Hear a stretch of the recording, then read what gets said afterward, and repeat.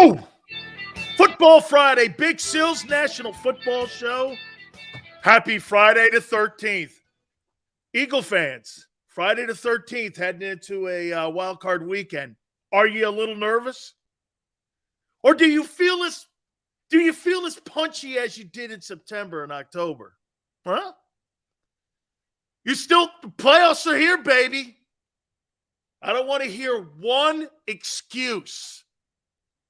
Not one excuse. Not one. This thing better end up in Glendale. This bad puppy better get there. 14-3, executive of the year, all this other stuff. You better end up in Glendale, or it's a bad season. Or a missed opportunity season, because it won't be a bad season. It'll be a missed opportunity. Excuses are for losers. Absolutely, baby. Absolutely. Holy cow, wild card weekend. This is when real football starts. Not taking on the JV Giants anymore. Here we go, baby. This is real football here. Man, are we packed. By the way, Bill Romanowski, hour number 3, 5:30 Eastern. Mr. Assassin, the owner of 4 Super Bowl championship rings, will tell us what it's all about. To play as a team with a bye, wild card, favorite, underdog. Bill's got 4 Super Bowl rings. Can you imagine that? 4 title rings Bill Romanowski has. And we'll talk to him hour number 3 at 5:30 Eastern. 14-3, baby. Glendale. Look at Hank. Hank's got you in Glendale. He's probably got his hotel room all booked and everything. You guys got you feel comfortable? Hey, Xander, let's get a block of rooms. Get your old man to get that Black American Express card out so we can get a block of rooms at the Marriott. Let's go. You feel comfortable? And you get, no return on your money, too. Are you feeling that comfortable to take out the Black American Express card? How you doing? Let's book some rooms. This is going to be very interesting. I'm very excited to see how this thing plays out. This is why the NFL is the greatest reality TV show. Because we don't know what the end is going to be. We're hoping every fan base is 0-0 right now. By the way, check it out. We've ranked every coach that's going to be in the postseason. We've got the draft order. I want to talk about some of the picks the Eagles could make in this coming April draft. Also, our predictions on the games. The All-Pro team. I saw some of you guys tweeting at me. Josh Allen didn't make the Pro Bowl, and Jalen Hurts was second team. Go ahead. You take Jalen. I'll take Josh Allen. You can have Jalen Hurts all you want. You can have Joe. You can have Jalen. I'll take Joe Burrow. Have at it. Take them. I would never build my football team around a dual threat. I'll take Joe Burrow and Josh Allen. I will, okay? Teams that will need a quarterback this coming off season. And also, quarterbacks by the numbers heading into the postseason, baby. There's some good looking. I got top 10. Jalen's in the top 10. I got him in there. Let's start it out here before we get to the topics. One football player the Philadelphia Eagles have to establish this postseason. Who is he? Who is the one guy that the Eagles have to establish? I think it's very simple. Who's the one guy? Who's the one guy this football team, the Philadelphia Eagles, have to establish? Steven says Miles Sanders. I like Miles Sanders. But you want to hear something? They haven't established Miles Sanders all year. He's not been a consistent thing that they've tried to establish every game. He's not.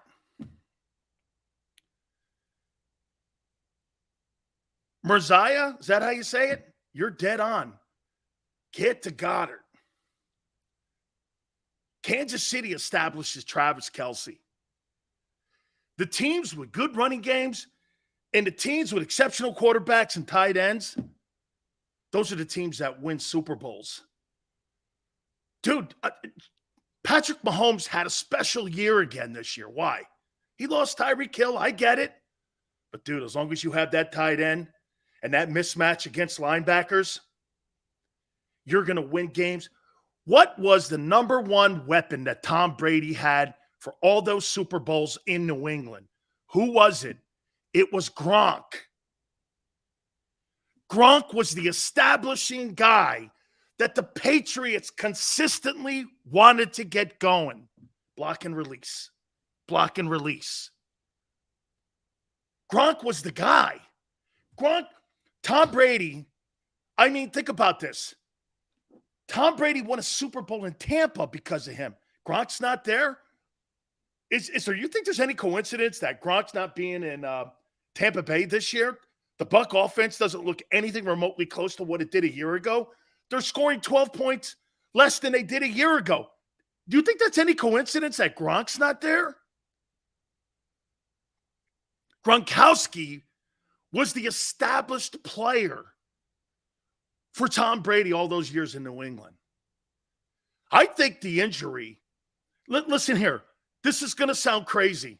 I think the injury to Dallas Goedert has been more significant to the offense than Lane Johnson.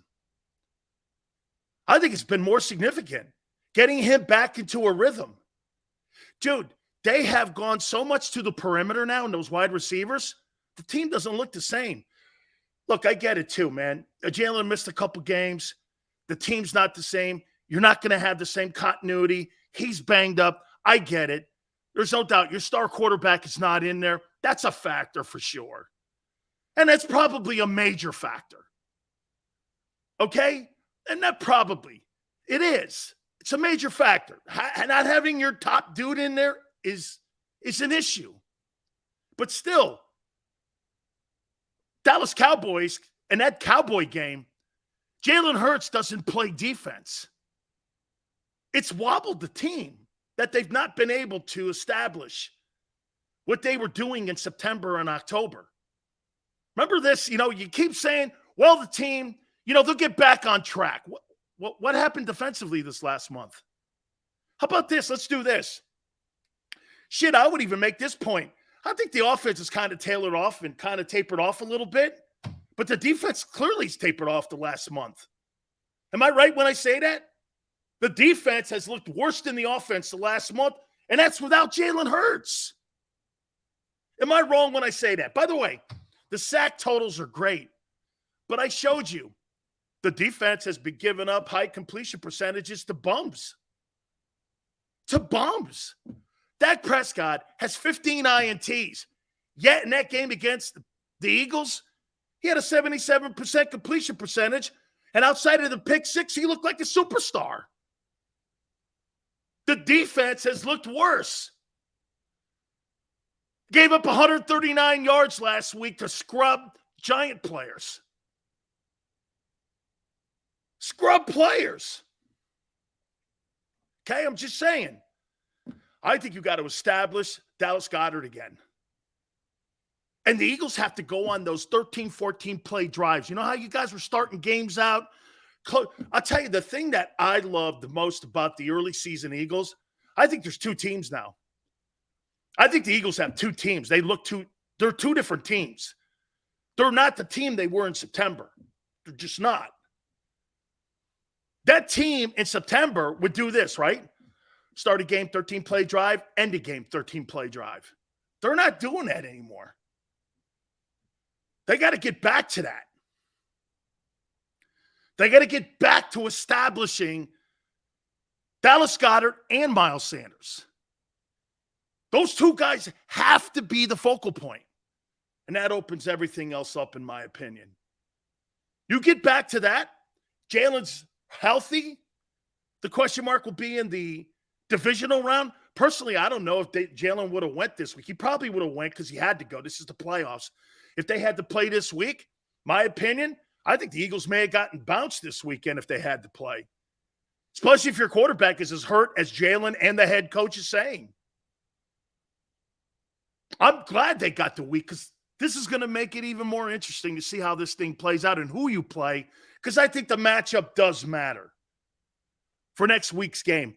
I also hope the Eagles get a Sunday game. Another day of rest. I hope they get a Sunday game and not a Saturday game. I think it's going to determine if it's the Bucs. If the Bucs play the Eagles in the opening round, I think they could play Sunday because they'd want that game in prime time, and that'd be a short work week for Tampa Bay to have to play on a Saturday. So I think if you play the Bucs, I think you get a Sunday game. If you play Seattle and Seattle upsets San Francisco, I think you're playing Saturday. Just see how this thing plays up. I cannot wait. I can't wait. Get Dallas Goedert established. Get him established. All right, let's get into the topics. We got so much to hit on today. Because it's a bye week, let's wind back the tape here. We had a lot of questions going into this season about the Eagle team. We had a ton of questions. Is Jalen Hurts the guy? Is Nick Sirianni a one-year wonder? Can Jonathan Gannon stop high-powered offenses? Is Shane Steichen the right coordinator for Jalen? Hassan Reddick, how are they going to work him? The free agents that have been added to the team. Let's start with the free agents. All the question marks we had about the Eagles going into this year. We're rewinding the tape here. Let's see if they've been answered. The free agents that Howie Roseman, this is more of a Howie Roseman. Howie Roseman's moves, have they all panned out? Let's take a look at them. His draft wasn't a factor this year. They were a non-factor. So that's not really a check in either box. Okay, that's not a check in either box. It's not good or bad. But nobody really contributed to the team this year. And with Jordan Davis a little bit, especially at the beginning. Okay, Jordan Davis, probably at the beginning. A.J. Brown has been dynamite. Hassan Reddick has been dynamite.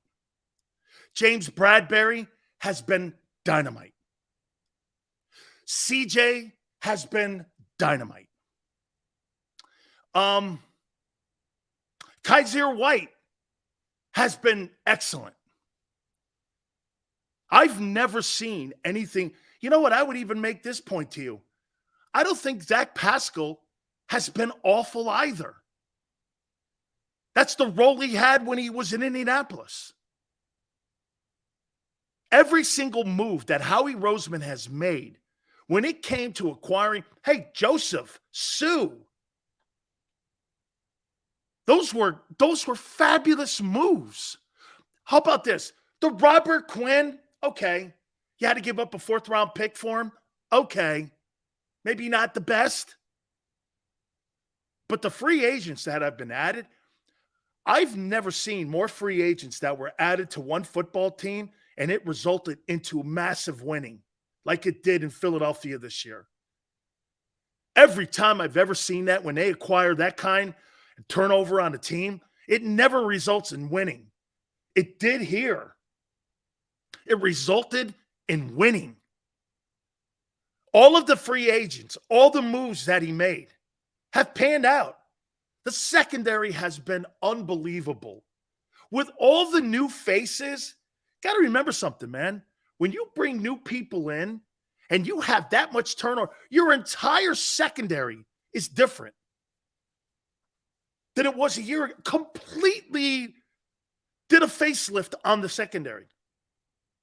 Complete facelift. It's unreal. Then you add AJ to the mix on the other side of the football.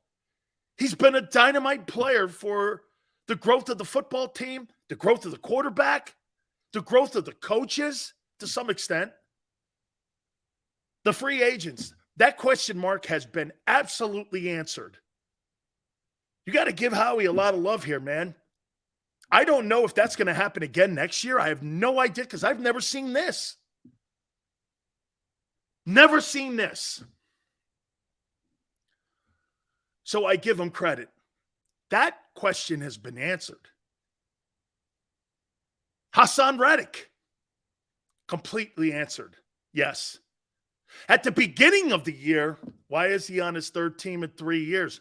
Now, the question is this. How did Carolina and Arizona miss on him?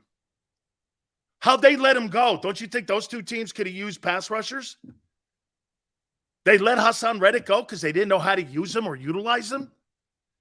That narrative has completely changed. That question has been answered. Totally answered. Has Jonathan Gannon's question mark been answered? This is a complex question, isn't it? Do you feel better about Jonathan Gannon today as your defensive coordinator than you did a year ago when they took on the Buccaneers in the playoff game? How do you feel about Jonathan Gannon? I'm interested. By the way, statistically, look down the line. Many statistics, they're leading the NFL, top 5 in some and most, top 10 in all. Has Jonathan Gannon been a better defensive coordinator this year than he was in that playoff game against the Buccaneers last year in Tampa? Yes or no?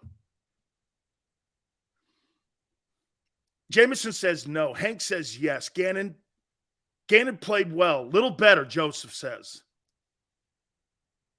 Gannon can't be trusted. I want a new DC. Is he a better defensive coordinator right now than he was in that January game last year against Brady? I'll tell you when we see Brady in the playoffs. I think that's probably going to play out. Brady's going to be the opponent in the divisional round. Gannon's a bum. Better talent. No, but the talent's better. East Camden, don't know. Okay? I don't see any difference. The biggest difference, he's been facing weaker quarterbacks. Billy Ray, that is correct. Last year, he had harder quarterbacks to face, and they ate him up. This year, the quarterback still ate him up. But here, you know what I'll tell you what Jonathan Gannon's really smart at. He knows you're going to make a mistake. He knows you're going to make a mistake. He's right. With the inexperienced quarterbacks that the Philadelphia Eagles had played this year, he put a game plan together, not just for one game, for all 17 teams. He knew Dallas would make mistakes. Why? One of the highest penalized teams there is in the NFL. Somewhere in a 10-play drive, the Cowboys are going to have an offsides or a legal procedure. That's how he coordinates. I'm figuring him out. That's why it looks plug and play. Jonathan Gannon is counting on you to make a mistake. That's why he wants to keep everything in front of him. That's why he doesn't play man coverage. Okay? That's why he plays zone. He was right. He's been right. It's just not aggressive, but he's outthinking you. Every quarterback that they've played this year, they haven't really played any top-flight quarterbacks. And the ones that they had tremendous success against. Aaron Rodgers was 70%. Andy Dalton was 82% or 88%, whatever it was. Okay? They took on bad old lines. They didn't really take on anybody with any significance this year. Kirk Cousins was a great performance. I thought that was the performance of the year, shutting down Justin Jefferson and those guys. But in theory, Gannon, his philosophy, it is not going to be blitzing. Every time I hear Barrett or I hear somebody on our network talk about he's got to blitz more, you should stop that. He's never going to be that guy. He believes you're going to make a mistake. He believes you don't have a complete team like we do. And he's been right. He's gambled correctly. But when you play a guy like Mahomes, no lead is safe with him. That's why he crushes you. When you play the elite quarterbacks, look at the numbers. They don't lie either. If you want to go by Jonathan Gannon's numbers this year, I'll pull out what the quarterbacks did against you guys this year, and every one of them had great success that were anybody.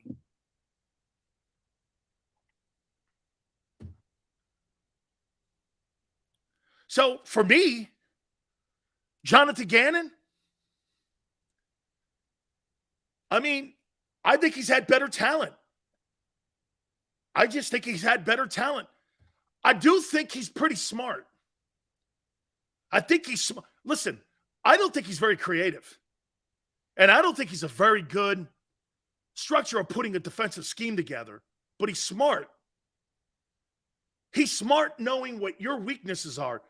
Hey, look, when you play against 5-9 teams, they're 5-9 for a reason. Lack of talent, no quarterback.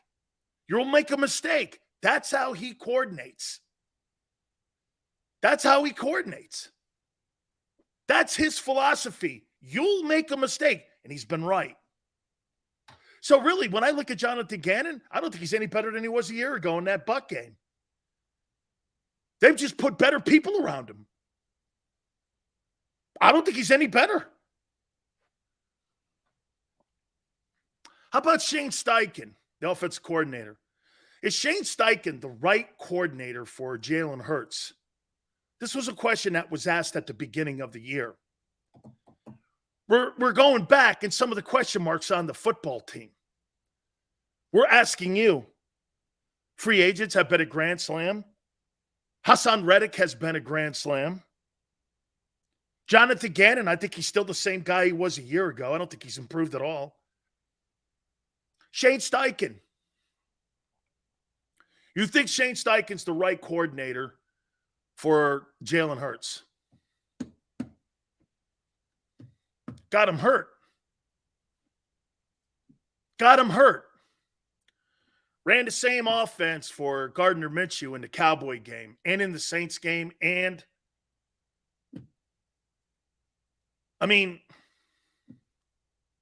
is Shane Steichen the right guy? That Chicago game is when I even more started questioning him. I don't think he is. I don't think he's that hot a coordinator.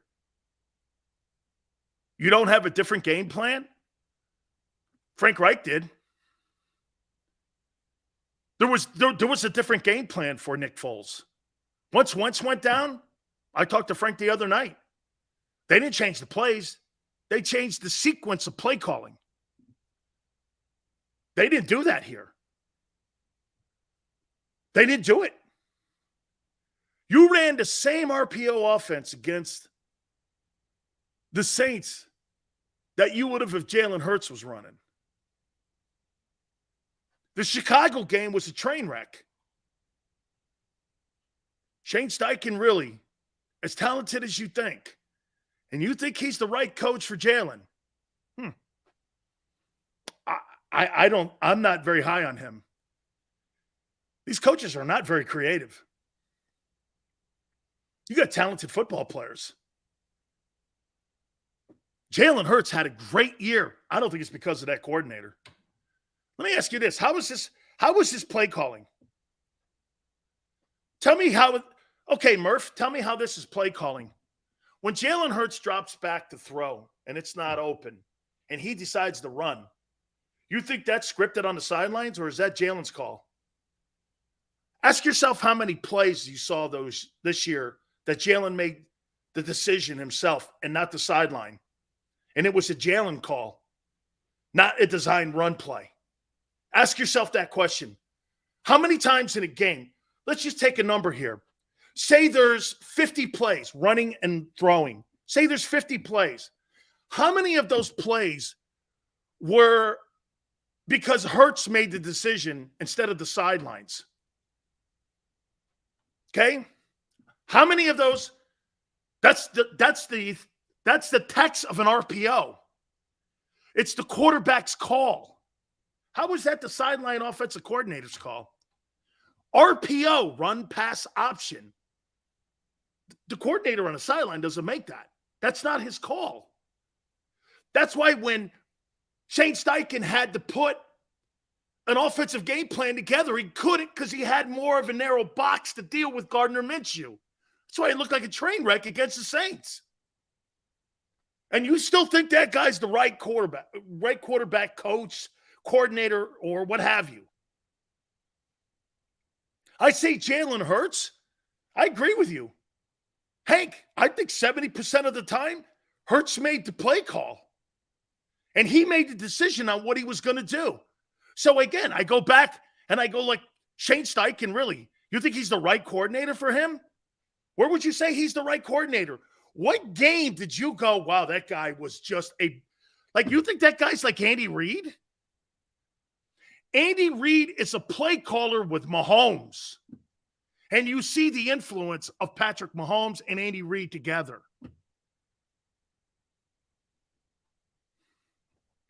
Most of those plays during the regular season, Jalen made the decision, not the coaches. Run pass option. It's in the text of what you're doing, RPO, run pass option.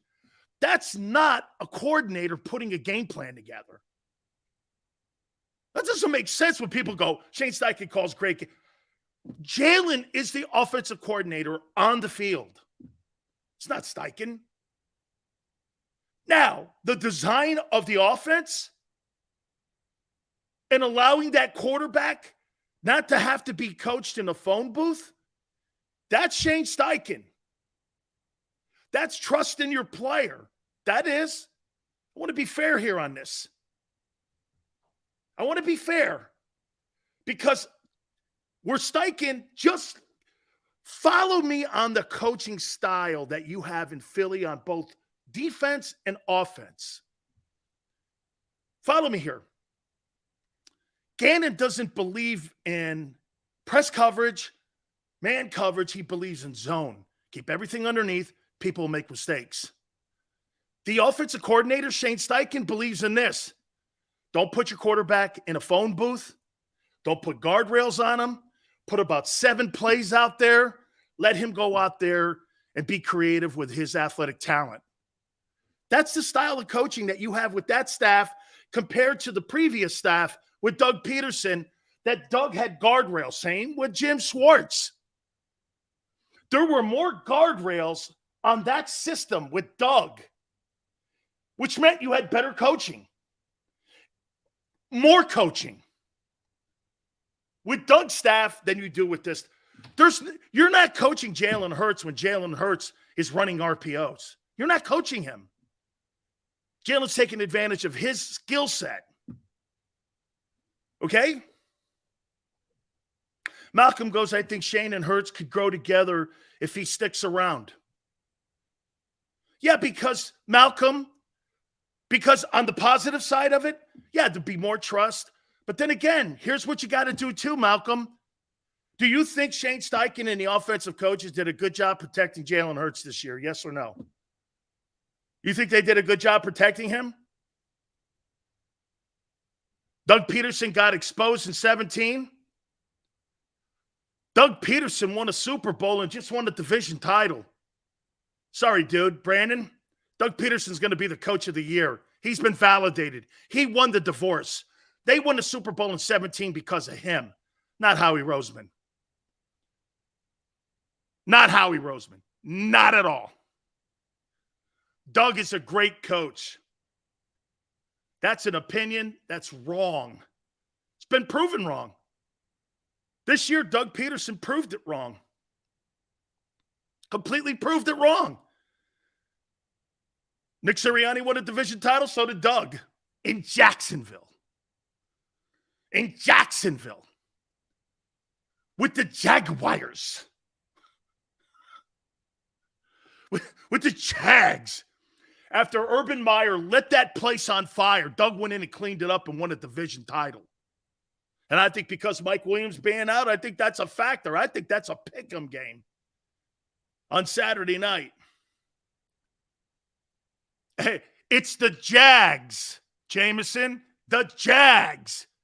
They've only had 4 division titles in their history. When's the last time they had a winning season? 17? Oh, G-Mac, one of the greatest moments in Super Bowl history. Foles coming over to the sideline. It's probably my favorite. Why don't we run the Philly special? Okay, go ahead. That's why that guy's great. Doug Peterson, spectacular coach. Love Doug Peterson. So Shane Steichen for me, I think the Eagles could do better. I think the Eagles could upgrade at coordinators this offseason. They get jobs. Go ahead. I think they can upgrade. How about Nick Sirianni? Has Nick Sirianni? What do you think? What do you make of Nick Sirianni? Because what's his job? What's Nick Sirianni's job? Do you think he's answered questions on being the head coach for the next 10 years in Philadelphia? What do you think of Nick? He's an interchangeable piece. How he makes it that way.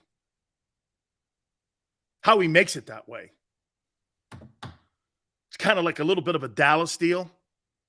Nick's not a play caller. Nick's involved in the design because Shane's his guy. By the way, Shane Steichen did interview for the Indianapolis Colts and Carolina Panther gig. I like his spirit. He seems like a no phony kind of guy, a genuine dude. I think that's probably what you really like about Nick Sirianni. He's genuine. He's a genuine geek. But that's okay.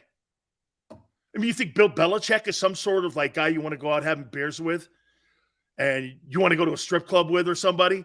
That's not the guy. I mean, Sirianni looks like you can go to a strip club with him and have a good time with him, right?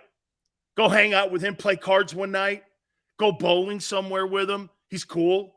Have a great time, couple beers, card night at your boys. He's kind of like that dude, you know? And I think there's a calming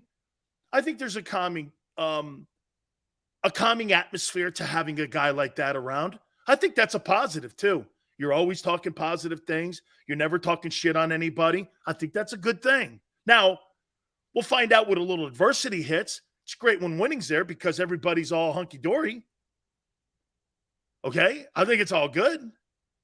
Find out when he starts losing some ball games and he starts seeing the other side. A little bit like with A.J. Brown. I think A.J. Brown's got a little bit of an issue with his attitude, but that's okay. They're winning. And he had a great year. Marina goes, players like him and play for him. I think so. I think you're right, Marina. Okay? Yeah, look at Arthur. Sirianni would outdrink Big Sills. Probably. He looks like that guy. I think that's a skill set. My only problem with Nick, I think he's too emotional. He gets too high and he gets too low. There's no even kill with the guy.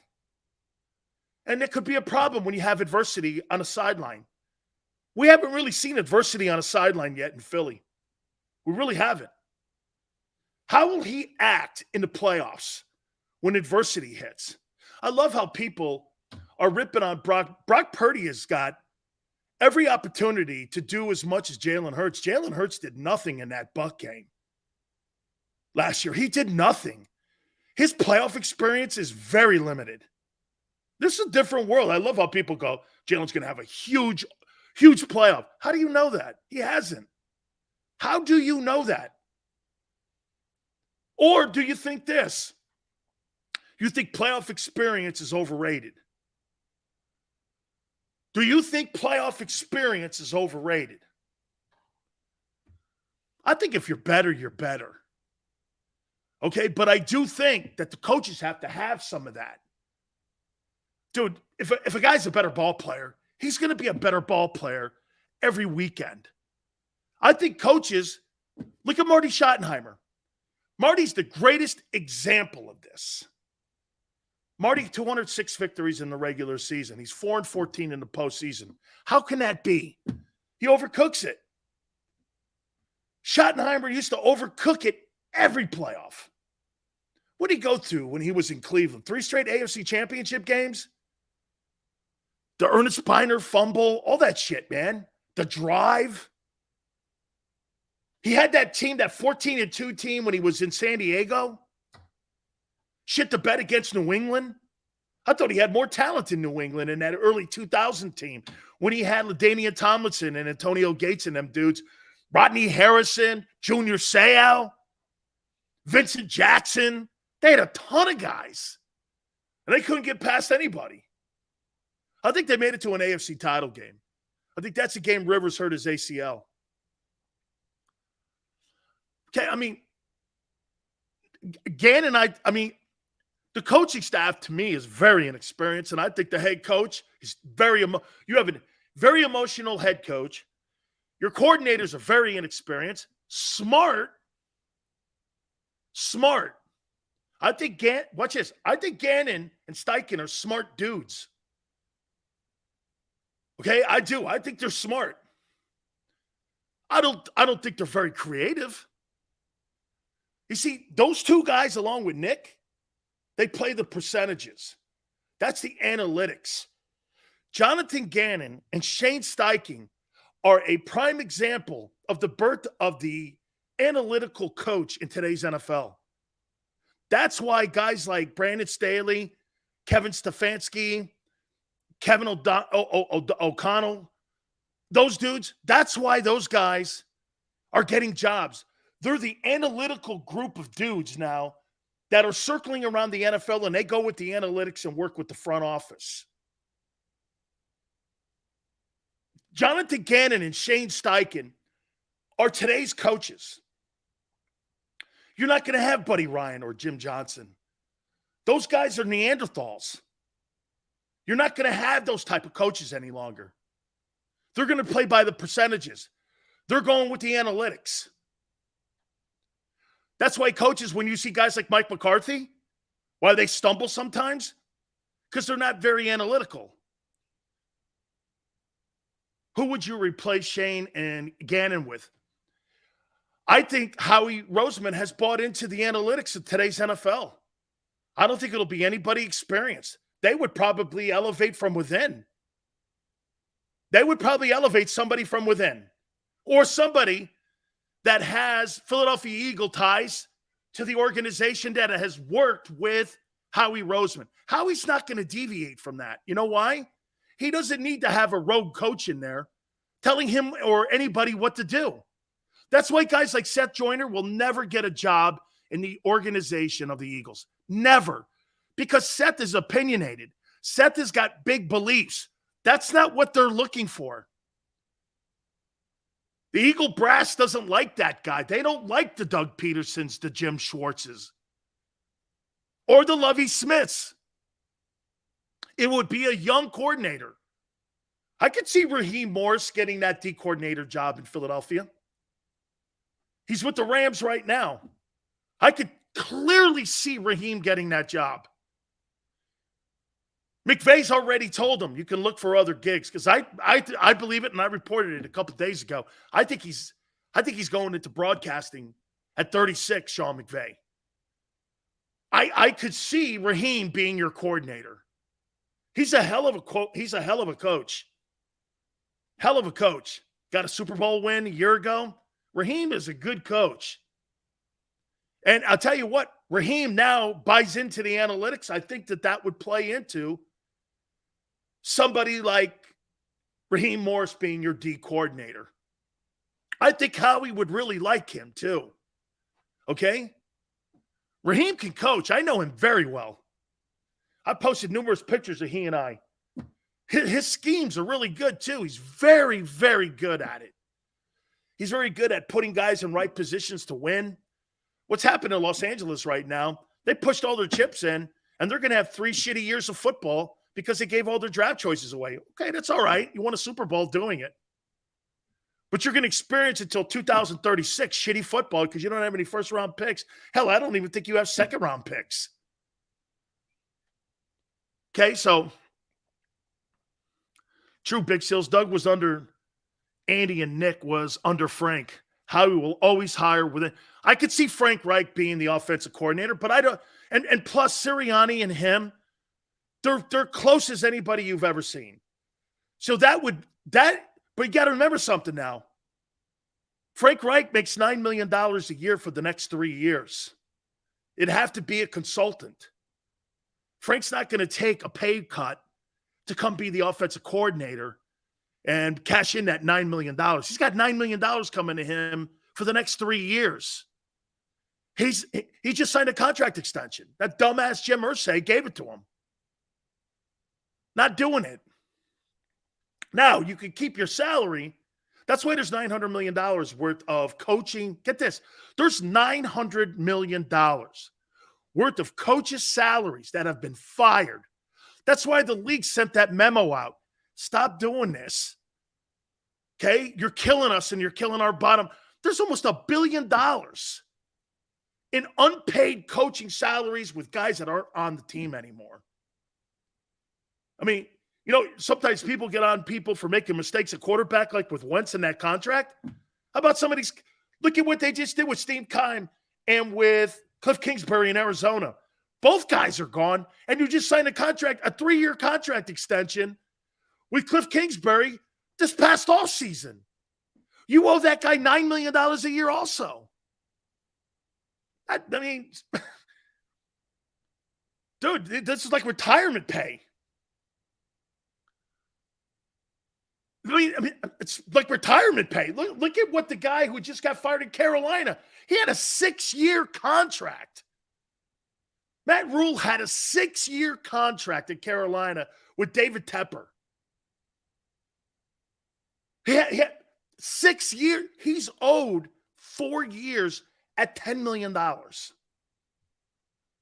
Dude, he takes the Cornhusker job. Now that's prorated out. Say the Cornhusker job is $6 million. $10 million there. Guess what? The Carolina Panthers still have to pay him $4 million off the contract that's still owed there. I mean, so when you look at Nick Sirianni, how about this?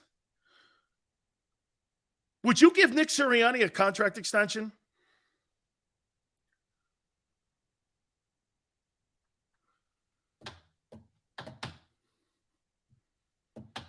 Would you give Nick Sirianni in the offseason a contract extension?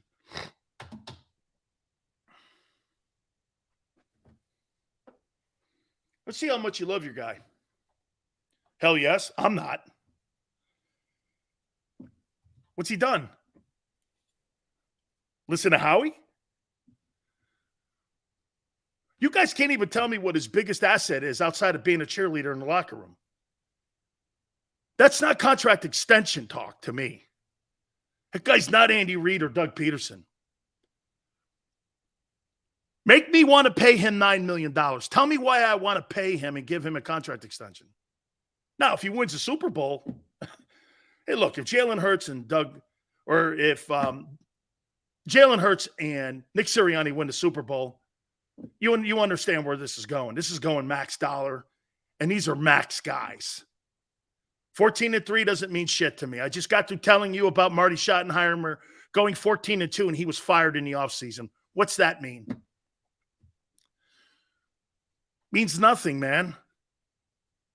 Your legacy is built in the postseason, not the regular season. I just got through showing you a coach who's the 6th all-time winningest and in 25 years never had a losing season. He's got more victories than Chuck Noll and Marv Levy. And he's 4-14 in the postseason.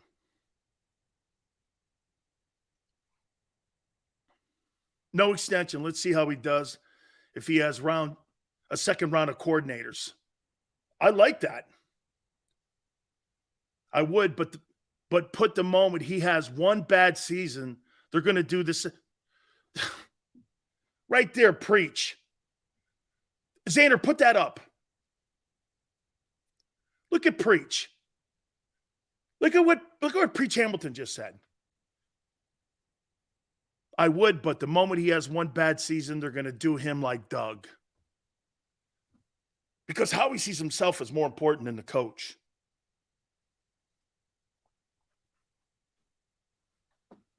And you're not going to pay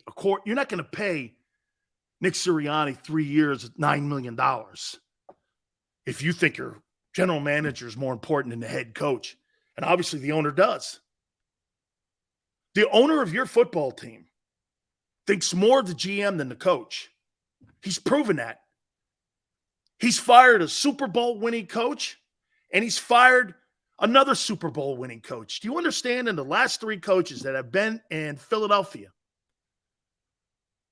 okay, prior to Nick Sirianni being hired, they have fired 2 Super Bowl winning coaches.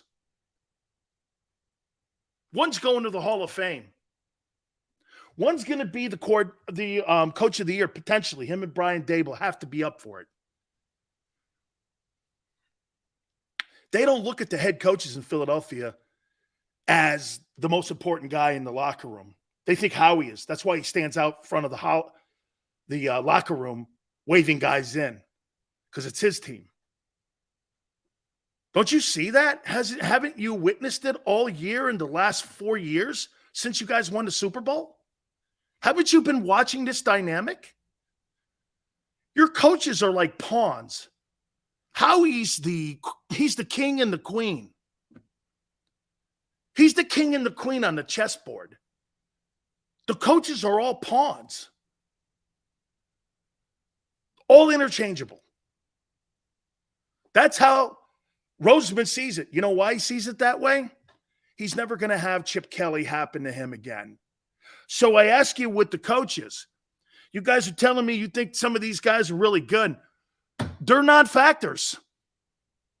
It doesn't matter if Shane Steichen's there or Jonathan Gannon's there. Howie likes the analytical guy. He'll find another guy. As long as they buy in to what the front office and how the front office operates, you're going to get a job in Philly. You guys are saying this shit. I went back and watched the Reddit boards and the newspaper articles. Who the hell is Nick Sirianni? You did the same shit with Doug Peterson, though, too. Hell, you did the same shit with Andy Reid. And I don't think that's out of line. Who are these guys? Andy Reid was a quarterback coach in Green Bay. Everyone knows he didn't call plays in Green Bay. That was Mike Holmgren who called plays. Holmgren was the play caller. Andy was kind of like the quarterback coach. Reid was in Philly for 14 years. So Belichick is in New England for 20 plus years. Landry was in Dallas for 30 years.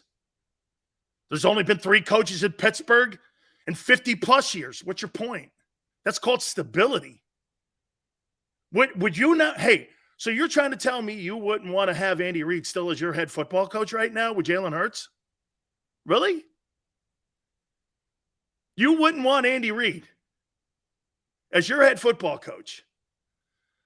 I would debate that with you. You wouldn't want Andy Reid. And I'm not going back over history. I'm asking you more about today's staff. But I would say this. Hey, I get it. It was probably time. He wanted out too, the whole thing with his family and shit. I get it. I mean, emotions take over eventually. It's been very emotional for him in Kansas City with his kid, the accident that he had. So I get it. I'm not revisiting the history to say which, I'm just making points here with you guys. Okay, I get it. It was probably time for all to move on. 14 years, a long time in one place. I get it. I'm with you. Andy's time ran out. It could have easily been. Ron, I don't think there's any bad comment with that. I mean, he had great success in Philly. He did. He just didn't run through the tape. Doug did. So when I say this to you about the coaching staff, you think Nick Sirianni's been answered? I think it doesn't matter. Jonathan Gannon, Shane Steichen, they're pawn pieces. So it's almost like, who cares? Like, they're not going to win. They're not going to win the Super Bowl because of the coordinating, because of the coaching staff. Those players are going to go out there and they're going to, hey, do we agree? Let me ask you this. In 2017, how much do you think coaching was a factor? I want to read some of these responses. How much do you think coaching was a factor in winning the Super Bowl in 2017? And how much do you think it's going to be a factor this year if they win the Super Bowl? How much do you think it's going to be a factor this year? They're coaching this year on this staff. The 2017 coaching was a factor, wasn't it? Coaching was, dude, that's some of the best coaching I've ever seen. Shit, do we not agree? What Kyle Shanahan's doing in San Francisco is kind of what Doug Peterson and Frank and Jim Schwartz did. There were injuries on both sides of the ball in 17 going into the playoffs, right? Am I right? It kind of looks, if I'm going to say this to you, guys, doesn't that 2022 San Francisco 49er team remind you of that 2017 Eagle team? That's why that team in San Francisco kind of bothers the people in Philly. Because you know why?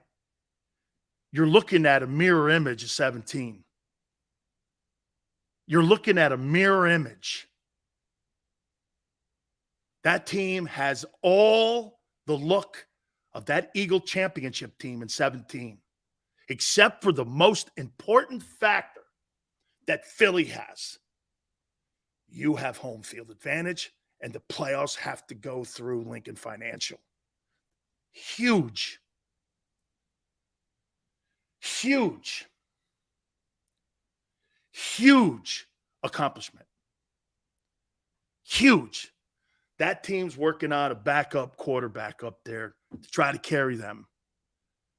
Las Vegas and Atlantic City thinks the Niners are the favorites to win the Super Bowl or come out of the NFC. Look at the odds. They got the Niners. By the way, that Pro Bowl team littered with San Francisco 49er guys. Oh, hey, and by the way, who would I pick? Because it's home, I'd probably go. And because, well, then again, I don't know what Jalen's going to do in the postseason yet. He hasn't done anything yet in it. There's no wow moment for him in the postseason. There's no wow moment for Brock Purdy. And because he got killed in a game against the Bucs, I don't know how much experience that is. What, getting killed? Okay. Do you want to call that experience? Sure. I'm okay with it. Okay, I'm okay with it. Purdy versus the Eagle D. They're going to run the ball. They're going to throw. You don't have one player on your football team to cover Kittle.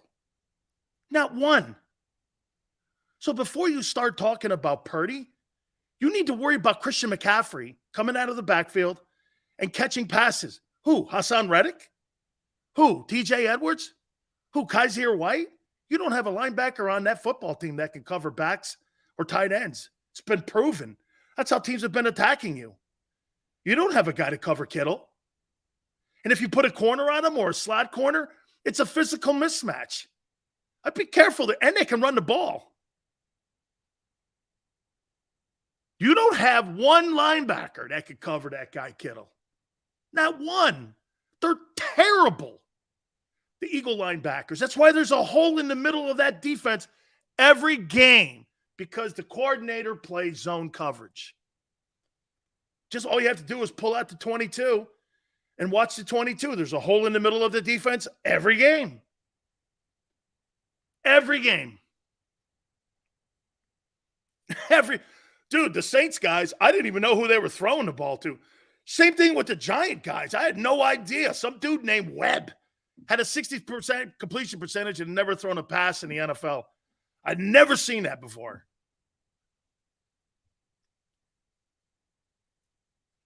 Seattle will upset them. You watch. Okay. I haven't even mentioned Deebo Samuel. Deebo Samuel, I would put Deebo Samuel on Darius Slay big time. I would put him on Slay. Oh, yeah. That's what I would do. I don't think Slay's been playing very good ball the last 2 months. I just don't. I think Bradbury actually outplayed him. I think the guy who's injured, CJ, I think he's outplayed him. I'd line him up right on Darius Slay. Every side of the field Slay was on, I'd put Deebo on him. And then you got a mismatch at the linebacker position on Kittle. And then who again is covering Christian McCaffrey out of the backfield? Just asking. Kaiser White? Kobe Dean? This isn't going to...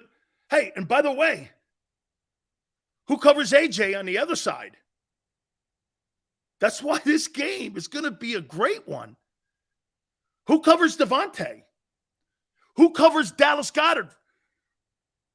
Warner? Okay.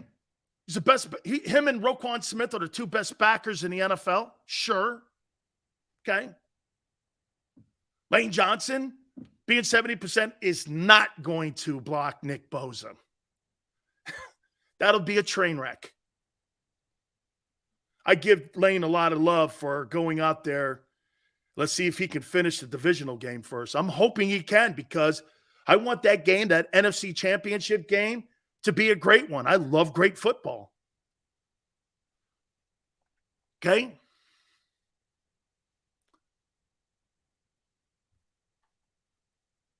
Well, I would say this to you.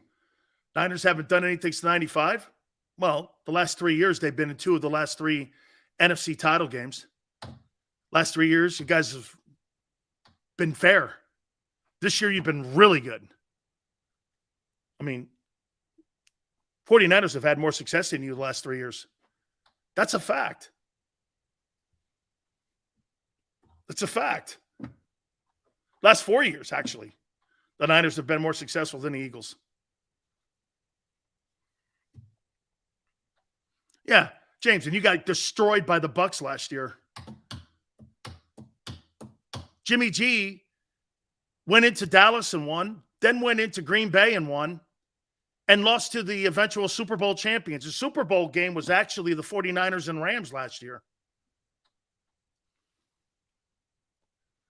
That's a lie, Nicole? Last 4 years, you think you've had more success than the Niners? Where? They've made it to conference championship games.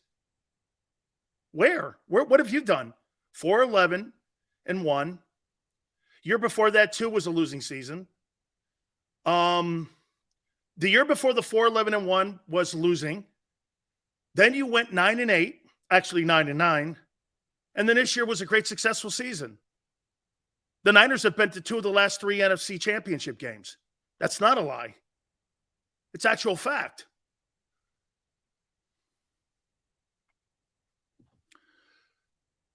There's no reason whatsoever to assume Purdy will continue to play well into the playoffs. Well, why would you go the other way?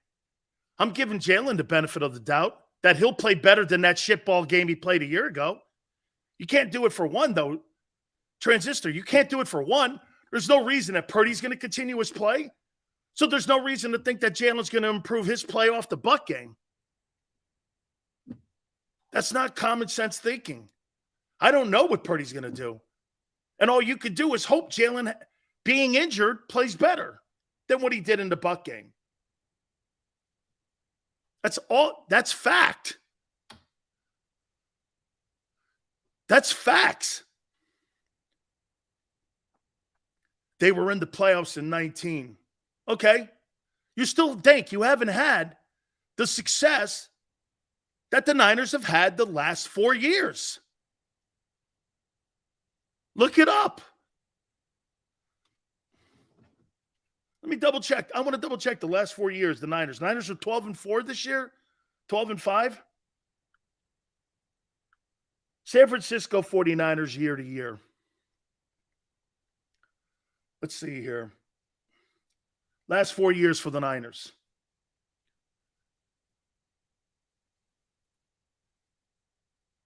That's 4 years for the Niners. So just want to double check. I want to be factual on that because some of you here.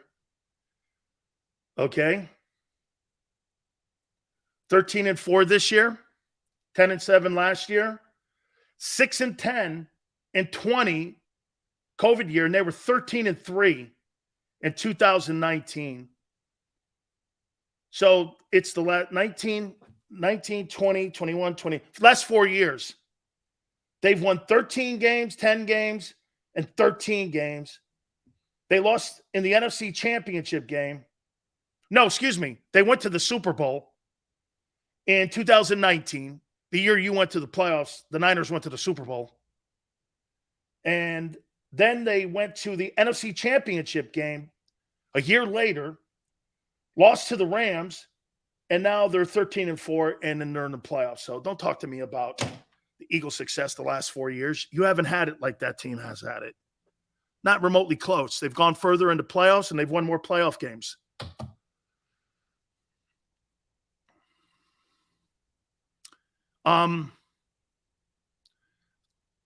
So again, we started this off with question marks. And the most important one, I'm going to ask you in hour number 2. Has Jalen Hurts answered the question about future here in Philadelphia? Don't forget, Bill Romanowski, hour number 3. Ton of stuff to hit on. Please hit the like button. Keep it here on the National Football Show. When it comes to the fight against insurance companies, large corporations, and the healthcare industry, injured victims are always the underdog. But that doesn't worry us. At Messa & Associates, we're an injury law firm from Philadelphia, and we come to fight. Our clients know that they've got representation with a chip on its shoulder, and it's the same chip that makes Philly the toughest city in the country. Call 215-568-3500 or visit us online at messalaw.com. Messa & Associates, the toughest injury firm in Philadelphia. Go for the beers, go for the cheers, go for the hit and the hits, go for the scene, go for the screens, go for the gallery, go for the win, go to Ocean.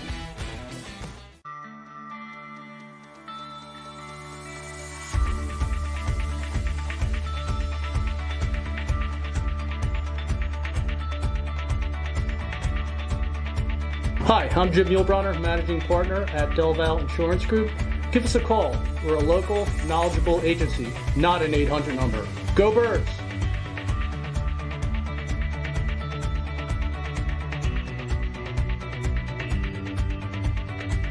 Number 1, Jeff D'Ambrosio. Destination Downingtown is rolling back prices for a December to remember. For a limited time, you can own, not lease, brand new 2023 Jeep Wranglers for only $30,995 or $339 per month. New Ram starting at only $30,995 or new Ram 1500 Bighorn Crew Cabs $189 per month. Zero down can deliver. Get the price you want, the selection you need, and the VIP treatment you deserve. Jeff D'Ambrosio, Destination Downingtown, Big Finish Sales Event.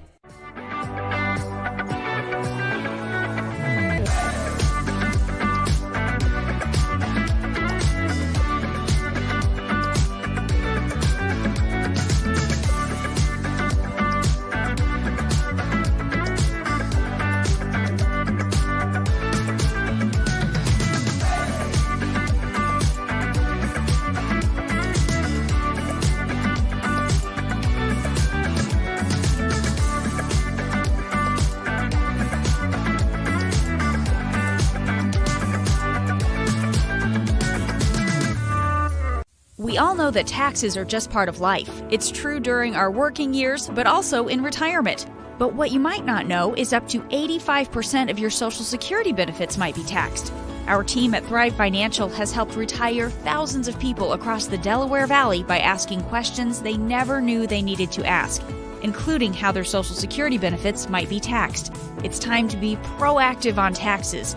Get your Thrive Retirement Tax Playbook today.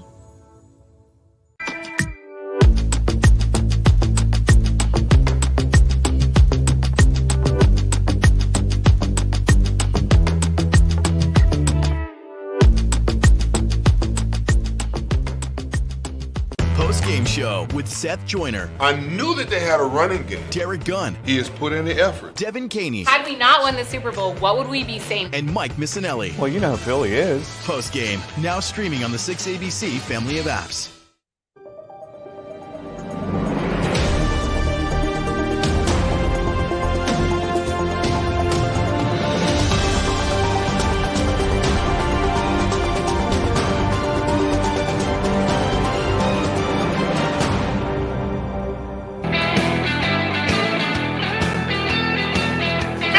National Football Show, hour number 2. By the way, we got a really cool, I was talking to Xander about this. I think around the Super Bowl week, Big Sills is going on the Joe Rogan show. And I got another email sent to me from the producer. So Big Sills may have to get his ass up to Los Angeles, and we may be doing our show from his studios around the Super Bowl time. So see how it works out. It's either the Super Bowl week or the week after that we may be doing the Joe Rogan show. So it's tentative. I want to put that on. And it's tentative, but I got a great text from Joe this morning. And then also the producer just reached out to me a couple minutes ago on going on the Rogan show because I guess they want the full Sileo. I don't know what that is. I don't know. He goes, I want the full Sileo. And I'm like, no. He goes, bro, you don't have to worry about it. You're never going on radio again. And I go, okay, all right, fair enough. You don't ever have to worry about it again. So I was like, okay, man. I mean, I met Joe, and I told you guys this. I met him when he was doing the show. You guys remember that show, Fear Factor? You guys remember the show, Fear Factor? They used to do it from the Universal Studios in Orlando. And my wife and I would go down and watch it. I never wanted to be part of it. That stuff was just gross, with the worms and shit and the lice and all that. I was like, I'm not doing it. No, he goes, you want to come on it? I go, absolutely not. And I was doing my show in both Orlando, Tampa, Miami, and Atlanta at the time, my morning radio show.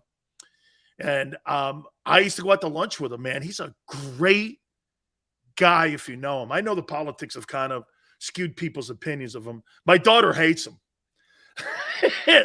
Okay? I mean, he's great on UFC. But, So, and by the way, okay, because my daughter doesn't watch this. My wife does.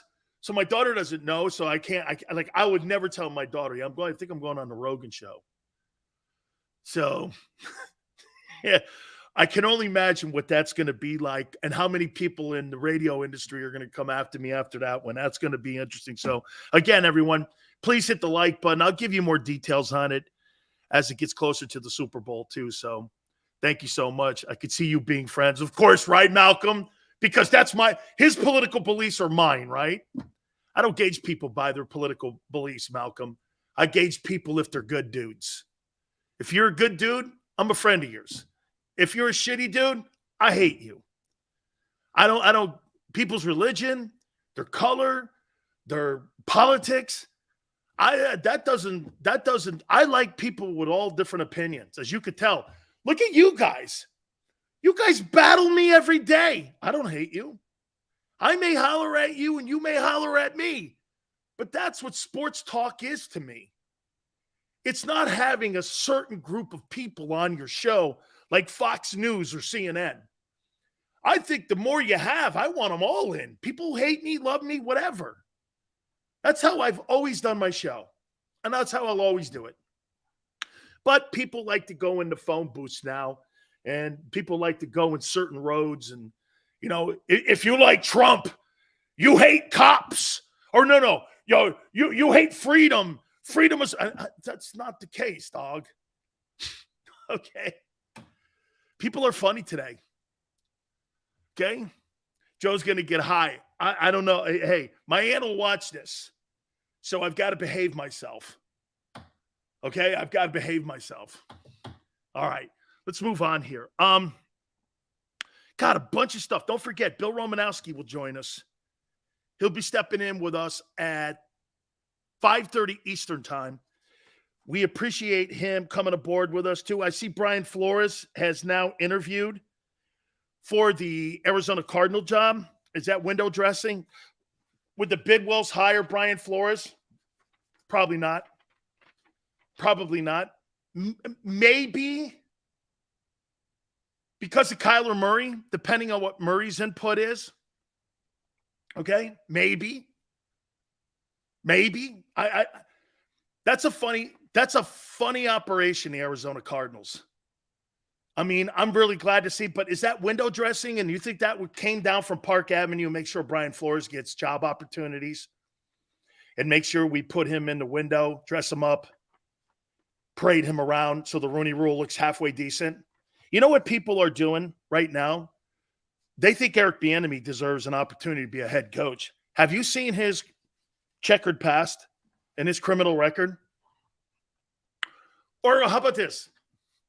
I don't want to say criminal record, so let's go here. Have you seen Eric Bieniemy's behavior of the past? Nobody in the media brings it up except me. Okay? I think that's the thing holding him back is his past. Pushing a cop around, pushing police on a campus around, being belligerent. There's a list an arm long. I posted them on my Twitter page. Go read them. It's not me talking. No, I take that back, Marky. It's not criminal. It's uncool behavior. I posted it on Twitter. Go read it yourself. Here, I'll tell you what. Just so you know, we're you guys aren't sitting here thinking redemption. Oh, I see. So it works for certain people, right, GT? It works for certain people if they make a mistake in their past, that it's okay. Oh, okay. Hey, I'm all for that. Here we go. Eric Bieniemy's rap sheet, they call it. Here's some of the things that happened in Eric. Would you hire this man as head coach of your team in the face of your franchise? Let me read this.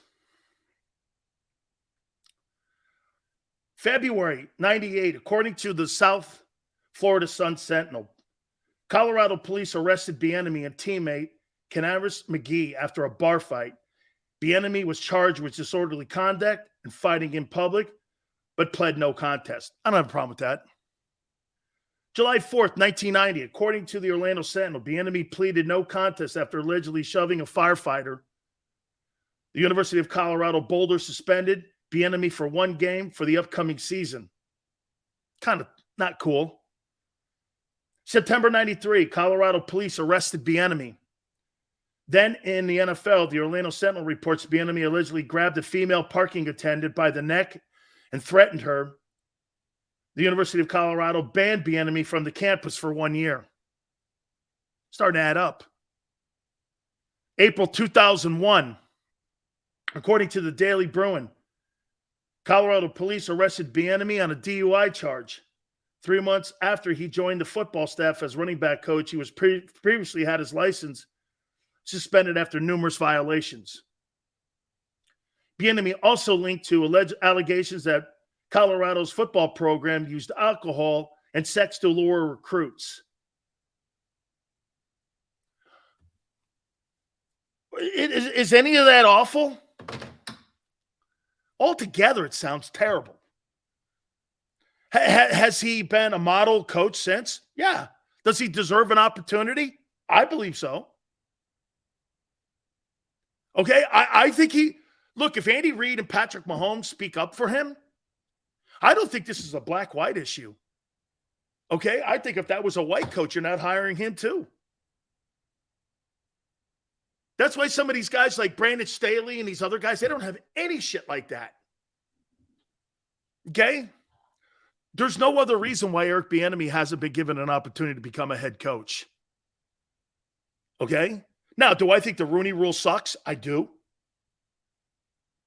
Okay, I think the Rooney Rule has a lot to be desired. But this is a behavior issue with Bieniemy. This isn't, is he a good coach? I don't know. I don't think anyone's debating that. But I don't think that's a color issue. I think that's a behavior issue. Brian Flores is a problem for me. That's a quality football coach. He turned the Dolphins around with a pretty arrogant owner, Stephen Ross. That thing had been a shitstorm until he showed up. He stabilized it. I think Brian Flores is a hell of a coach. I like Brian Flores. Okay? I think Brian Flores deserves a chance. He's a hell of a coach. Okay? Brian Flores is totally head coaching material. He's quality, speaks his mind, stands up for himself, fights the NFL, didn't give a shit if it ruined his career. Dude, don't you think that? See, what Brian Flores did by calling out the NFL for what happened in Miami, I think that's a sign of strength. That's not a problem for me. You know what some people would say? Well, hey, he's a troublemaker. What, telling the truth is a troublemaker? Oh, okay, I kind of get that then. Mike Caldwell totally deserves you mean Jim Caldwell? Jim Caldwell totally deserves a chance to be a head coach. Totally is a good coach. Jim Caldwell is very capable. Okay? Very capable of being a head coach. Love him. Hell of a coach. Hell of a coach. All right. Please hit the like button here. I'm gonna take a look at. Let me look at the All-Pro team here. I'm going to throw this out here to you guys. Then I'm going to get into the playoff games this weekend and also the best opponent. Hey, you know what? I didn't close up if the questions have been answered on the Eagles, and I started it with Jalen Hurts. Has Jalen Hurts, are you comfortable with Jalen Hurts being the franchise quarterback in Philadelphia for the next 5 years? By the way, if Jalen Hurts is the quarterback for the next 5 years, the Eagles will not win a Super Bowl.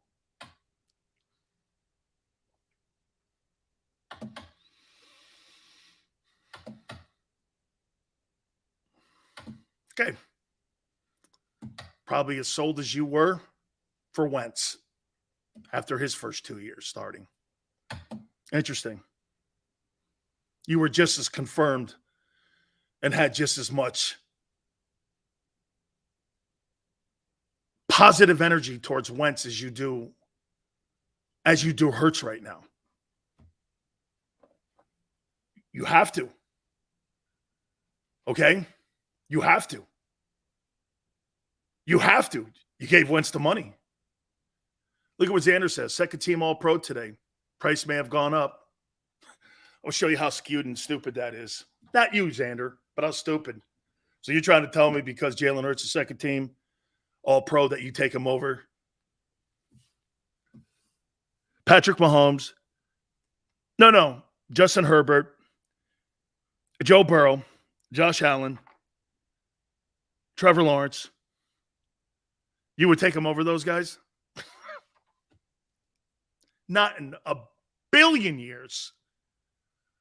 Not in a billion years would I do. Go ahead, you keep him. You keep with that. He's going to be Kyler Murray next year. He'll get paid, get hurt. Dual threat. I'm never taking him over Trevor Lawrence. Not happening. Not happening. Not happening. Ever. Why? Here's Eagle. Why do you keep comparing him to other quarterbacks? Because that's how other quarterbacks are paid. That's why. You compare him to other quarterbacks because of salary. Dak Prescott gets $45 million. Hey, watch this. I'll tell you about Dak. You guys think that Jalen's probably better than Dak. It's funny. He owns the Eagles. He's 8-3 versus them all time. You should beat him first before you start saying that your guy's better than him. He owns the Eagles. Second team All-Pro. Price just went up. Wow, man, are you going to get stuck with the bill? If you pay Jalen Hurts $45 million, it's going to be like going to dinner, and the person you took to dinner doesn't have the credit card, and you get stuck with the bill. You get stuck with the bill. Not me. No way. I'm paying for one of them dudes. Here's what I'm paying for. Before I go over the old pro team.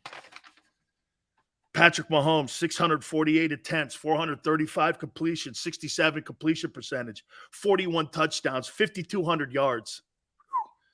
Justin Herbert, 699 attempts, 477, 68.2 completion percentage, 47.39 in yards thrown. Second fastest to Mahomes, to 14,000 passing yards. See Joe Burrow, 606, 414, 68.3 completion percentage, 35 touchdowns, 44.75. Man, these are quarterbacks. Allen, 567, 359 completion, 35 touchdowns, 42.83.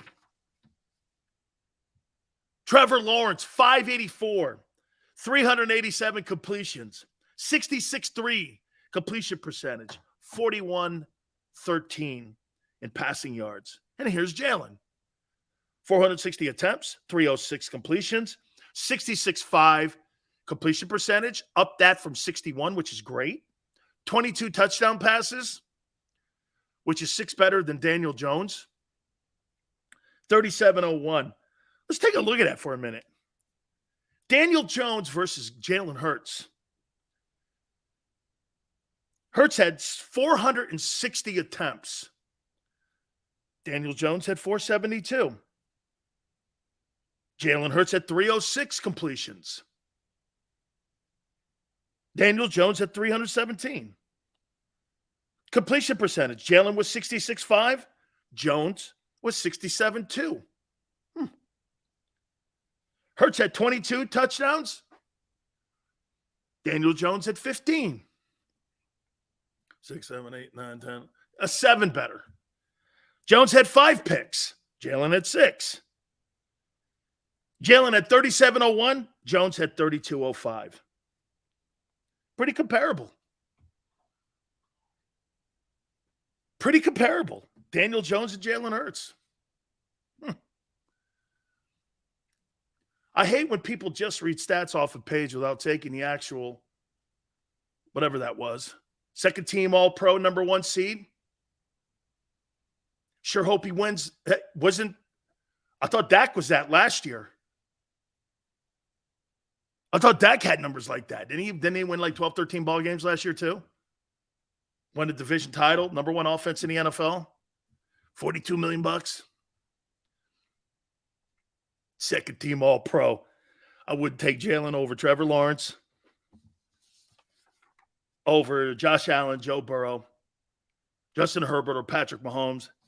Never would I do that. Those guys are the elite passers in the game. So wait, Jalen's better than Joe Burrow? Because he made second team All-Pro. Okay. Joe Burrow's gone to a Super Bowl in his second year. No, was it? In his first year, Joe Burrow went to a Super Bowl in the first year starting a full season? Yeah. Yeah. He took the Bengals, too. He took the Bengals. Yeah, Joe Burrow got hurt his first year. He missed the second half of the season. Then he came back in his first start in his second year and went to a Super Bowl. I got Jalen ranked 9th as a passer in the playoffs out of the top 10. There's 14 quarterbacks. Skylar, whatever his name is, Thompson. I'm going to break down Skylar Thompson here. Okay, Dak. I think Dak, man, he's got the most pressure. But look at some of these guys. Justin Herbert, man, 47-39. I mean, let's look at something here, too, that's interesting. Jalen Hurts threw the ball for 460 attempts. Tom Brady had 490 completions. Justin Herbert had 477 completions. Patrick Mahomes had 435 completions. So for the amount of attempts that Jalen had, these other guys completed the ball more times than Jalen attempted the pass. I mean, they take advantage of the NFL today. It's a passing league. Every time I say that to people, they get upset.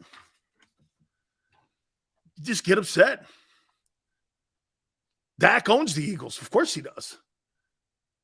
How many Super Bowls has Josh Allen won? This is the first year under his contract. We'll find out. They'd have been the number one seed. That Bengals and Bills games had been played. They were the number one seed. They got 3 losses just like you. That cat's throwing all them yards, and he's got the same record basically you do. Josh Allen has the same record you do and threw more interceptions. Imagine when he plays perfect football. Can't beat him. Remember this. Josh Allen didn't play perfect ball this year, and they still went 13-3. Yeah. Still went there. Yeah. Look at you guys. Number one seed. Well, that was taken from the Bills because of a coin flip and a guy getting hurt. That's the only reason. Wasn't their play.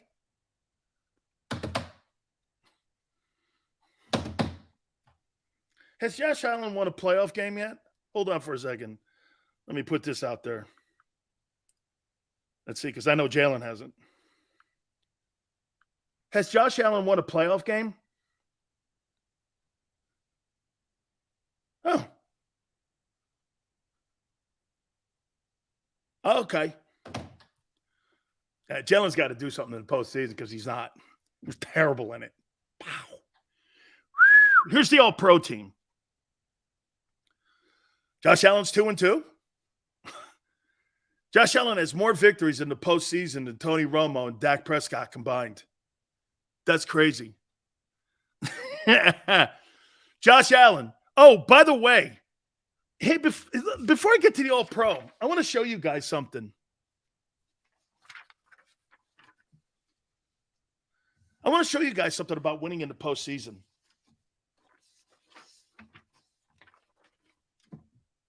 How many people believe that Sean Payton's a better coach than Mike McCarthy? How many people believe that? How many people believe that Payton's a better coach than Mike McCarthy, the current head coach of the the current head coach of the Cowboys? Ron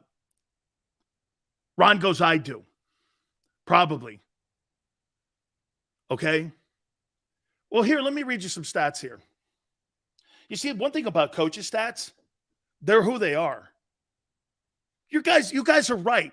Sometimes statistics can be misleading. You're right.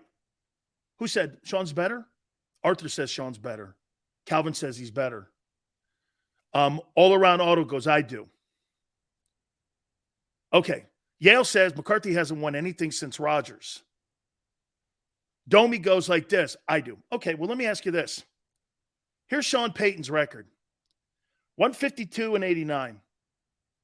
Mike McCarthy's record, 155-97. Playoff record. Sean Payton's 9-8. Mike McCarthy's 10-9. Losing seasons. Payton's got 4. McCarthy's got 4.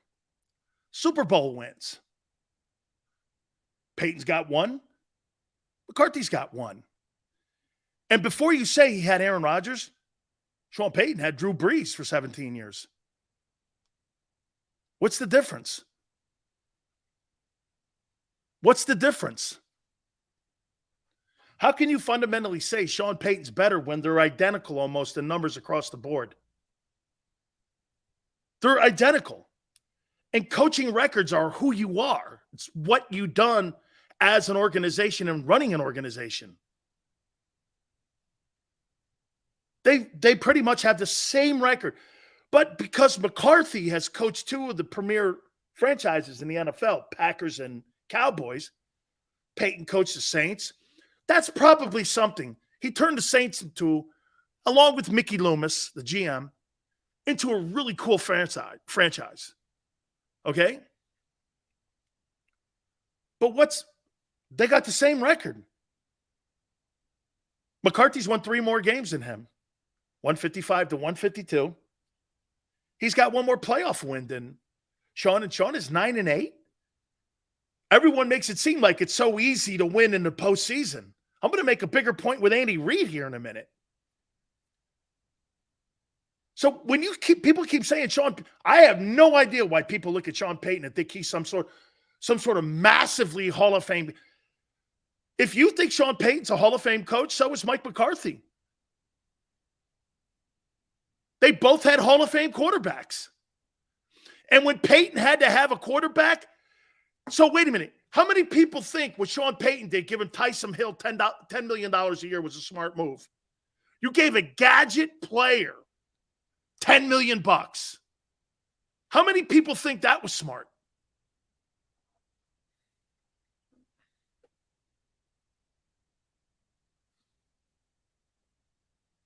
See how perception is different?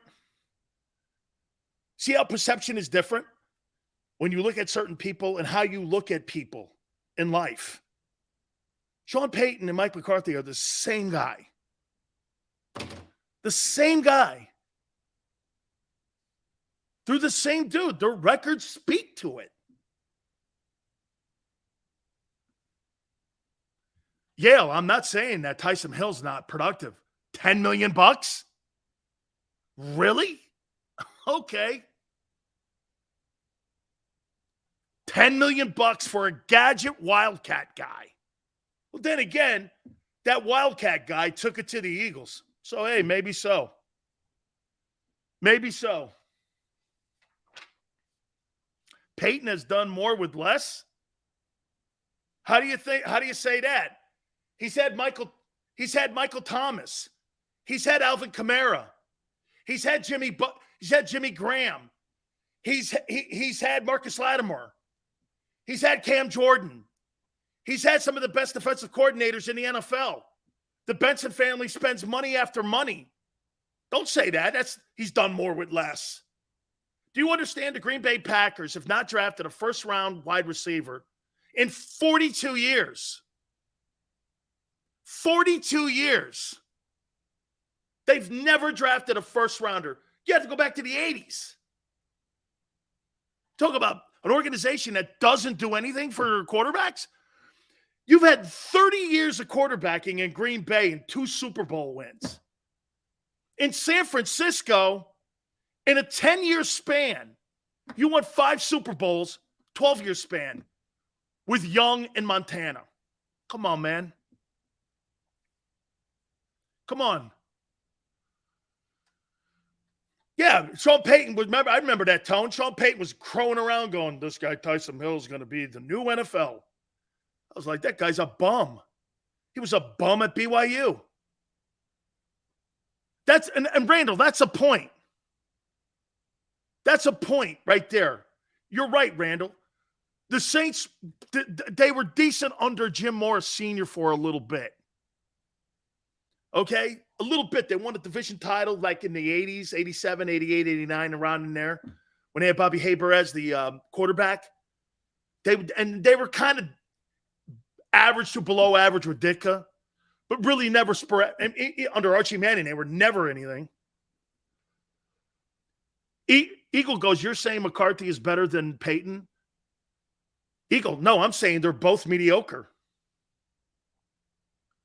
They're who they are. I would never hire Sean Payton either.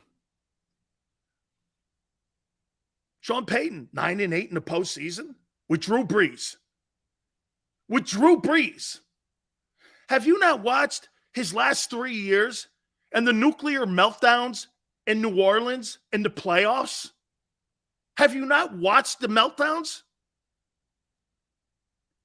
The Saints stumbled to Breeze's end of his career. They stumbled. They lost. How about that playoff game against the Rams? It's the refs. Dude, really? Oh, it's the Vikings. Oh, I see. Those people had an excuse every year in New Orleans. Every year in New Orleans, they had an excuse on why they fucked up. All right. Here are the coaches, the top 14 coaches that are going into the playoffs this year. Mike McDaniel, Dolphins, no experience. Brian Dable, Giants, no experience. Brandon Staley, Chargers, no experience. Todd Bowles, Bucks, no experience. Number 10, Kevin O'Connell, Vikings, no experience. Number 9, Nick Sirianni, 0-1. Number 8, Sean McDermott, 3-4, Bills. Would you consider Sean McDermott to be a good coach? Boy, I would. Top 10 jersey sales. Josh Allen, Parsons, Mahomes, Burrow, Lamb, Dak, Jefferson, Hurts at 8. Very cool. Fields 9, Brady 10. That's pretty cool, man, that Jalen's in the top 10. That says a lot for Jalen. That says a lot. There's a lot of first-year coaches with no experience. Sirianni 0-1, 9th. McDermott 3-4.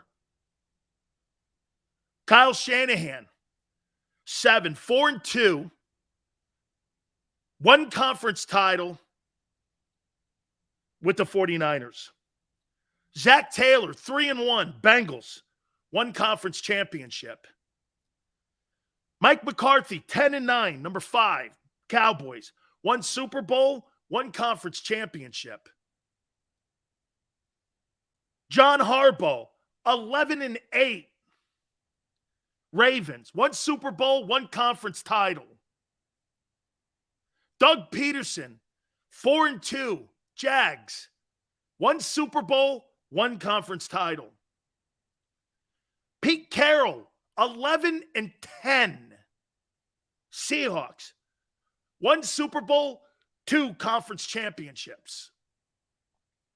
Andy Reid, number 1, 19-16, one Super Bowl and 3 conference championships.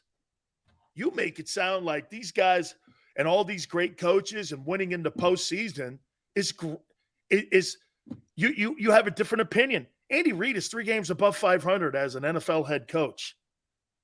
I don't know. Pete Carroll's 1 game over 500, 11-10. John Harbaugh, who I think is a great coach, is 11-8. My point is, some of these coaches here, when you look at these guys, look, 19-16 is spectacular. So when you look at Aaron Rodgers' record at 14-13, or like, I think it's 13-12, coaches have the same record. Coaches have the same record. Dank, that's right. That's my point. Playing in the postseason, it's a completely different animal. How do you know Jalen Hurts is going to really be a star in the postseason? These guys are fabulous during the regular season, these coaches. They put up 13 wins, 12 wins, 11 wins. Get to the postseason, different game, isn't it? Your legacies are built in the postseason. I've been telling you that now for 3 days. You guys keep talking to me about Jalen's regular season. Has no bearing on anything, on how you're going to perceive him. So when you keep telling me he's the future of your team, hopefully he does something. For his sake, for the team's sake. It's not a rip. It's the history of the game. It's a hard game to win, man. And by the way, let me walk back. Winning 14 games, that is not an easy accomplishment. It is not. It's not an easy accomplishment. I'm not suggesting that. Actually, 13 wins he had this year because, oh no, he did have 14 wins. He was in the final game of the regular season against the JV Giants. He was in that game. That's no shady or loser statistic, but that's a team accomplishment. It's not a quarterback accomplishment. That is a team accomplishment. Defense, offense, running the ball, coaching. Records are not, and I hate when the media puts the records around the quarterback. The record should be around the coach. It's his organization. He puts the players on the field.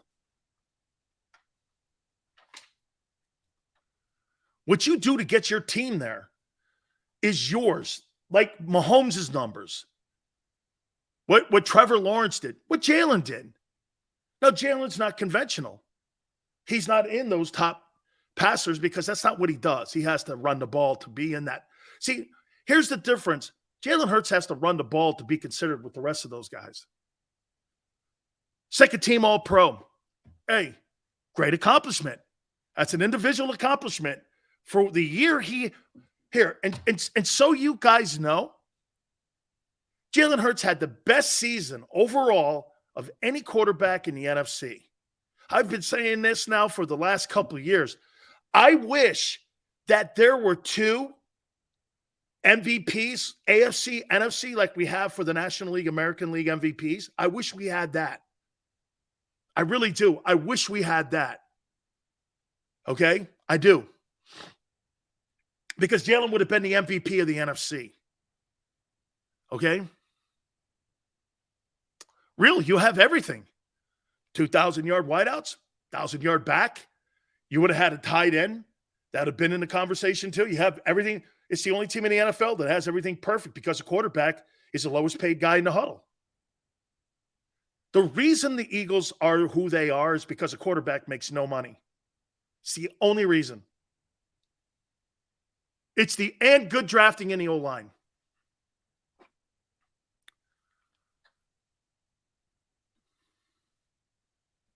The quarterback's the lowest paid guy in the huddle.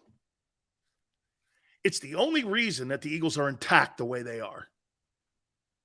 Well, that'll change. You'll be like every other team very soon.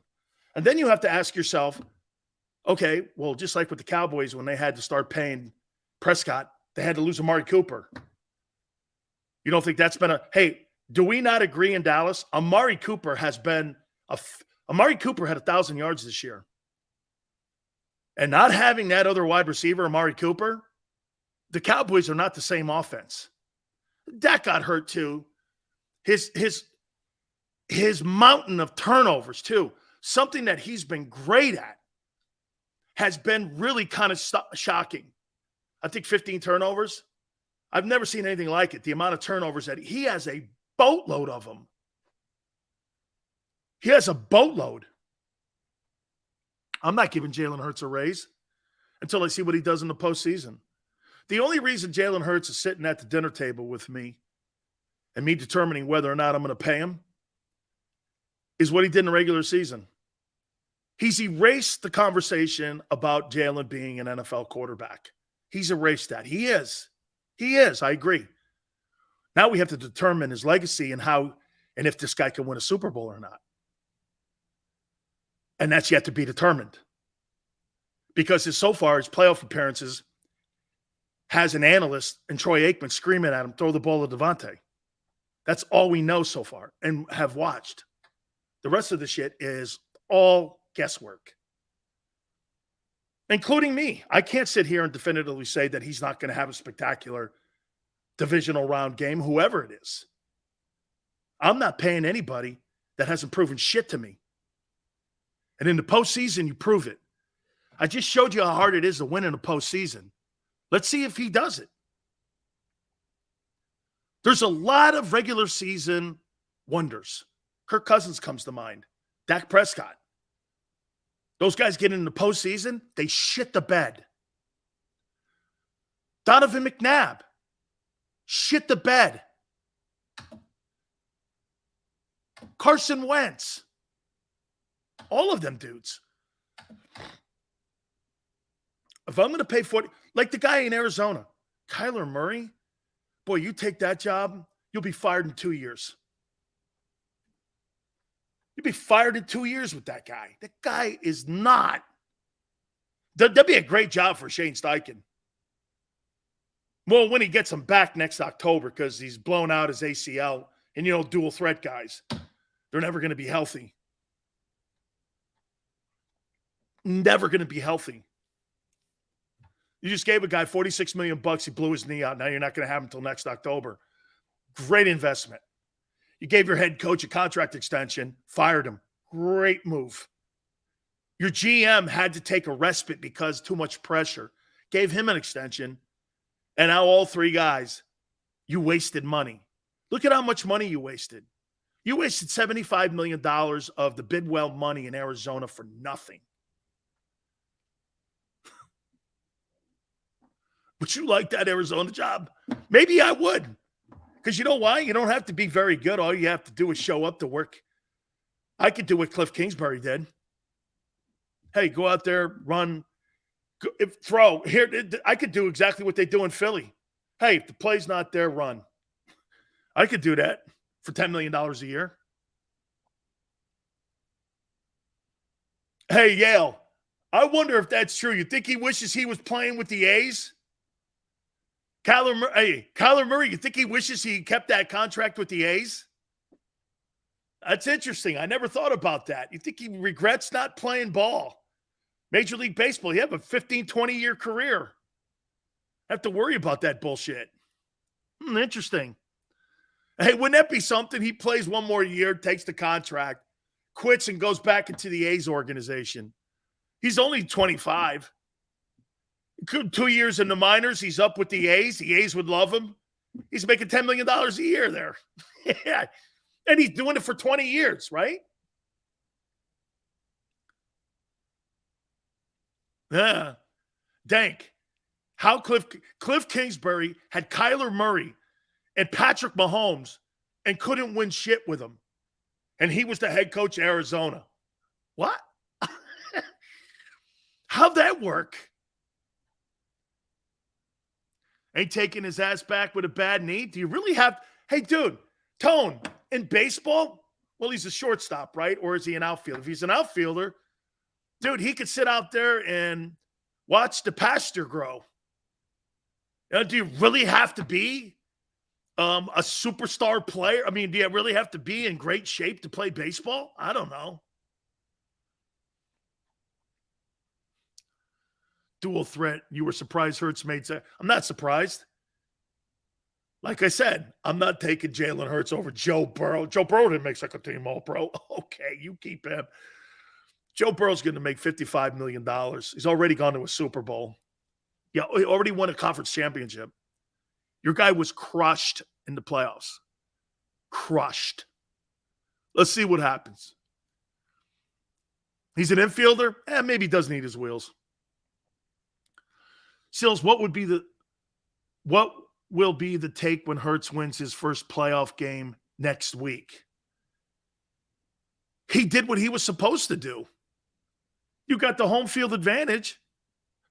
What? Is that a surprise? Why are you guys so... See, you know what's crazy? This is how we talk about Josh Allen and you guys say it too. Josh Allen hasn't done shit. Josh Allen hasn't won anything. He hasn't won. Well, your guy in Philly hasn't either. What's the difference between Jalen Hurts and Josh Allen? The difference is when you watch one play, one's better. That's the difference. Let me get to the All-Pro team. The all-pro team. Jalen was second team. Mahomes, quarterback. Josh Jacobs, Raiders, running back. Travis Kelce, tight end. Wide receivers. Hey, this is where I disagree. I'm going to show you where I disagree, guys. You ready? Justin Jefferson, Minnesota. Tyreek Hill, Miami. Devontae Adams, Las Vegas. I think A.J. Brown should have been in the all-pro team over Devontae Adams. I think that A.J. Brown's better. I think A.J. Brown had a better year than Devontae Adams did in more meaningful games. Number one seed.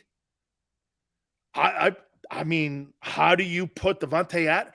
You really think Devontae had a better season than A.J. Brown did? I don't see that. I don't see that. So, I mean, I think that's a reputation pick right there. And plus, look, that's a great point, Yale. Dude, AJ made Jalen better and the offense better. And they gave it to Devontae Adams. He and the quarterback has just been fired. I mean, I don't know. I wouldn't have went there with Devontae. I'd have went with A.J. Brown. A.J. deserves to be on this all-pro team.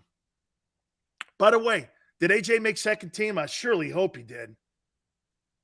Did he make second team all-pro? I sure hope he did, man. Because get this, guys, in your contracts, you do get paid. You do get paid on the first three teams. There's incentives in there. First team, second team, third team. GT, he did. Thank God. So instead of making like $1 million, whatever the bonus is, he'll get 500. It'll come down. Something like that. See, because look, I'll show you. And I've showed you guys this before. Here's the ballot. This is the old school ballot. And this is for like the Pro Bowl. But this is all pro. I wasn't on an all-pro ballot, but I am on a Pro Bowl ballot. This is the Pro Bowl ballot here. And what you do is you get to pick, and there's a sheet that goes along with this here, and you pick the guys that you want interior. Now, back in my day, we could only pick, I was an interior lineman, so I only got to pick interior. And if you were an offensive tackle, you got to pick offensive tackles. If you pick guard, you were a guard, you pick guards. So we never got a chance to pick the quarterback. So we just got to pick our positions. And as you can see, me and Mike Stensrud were the Tampa Bay Buccaneer defensive tackles. And the star means he was the starter. Up there, there's Philadelphia. There's Jerome, Ken Clark, Mike Gullick, and Mike Pitts. And there's the Cowboys, Kevin Brooks, Danny Noonan, and Randy White. Those were some of the guys back in my time. Look, St. Louis. Holy shit. Look how old this is. St. Louis. And not the Rams. It was the Cardinals. What's Chicago's guys? Steve McMichael and William Perry. I voted for William. I know I voted for Jerome because Jerome voted for me. So we got a chance. Mike Pitts, man. What a great dude. God rest his soul. Really a great dude, man. Really. Mike Pitts is a great. That whole Eagle team was fantastic. Okay.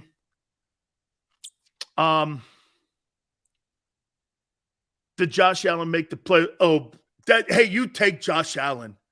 I mean, no, you take Jalen. I'll take Josh Allen.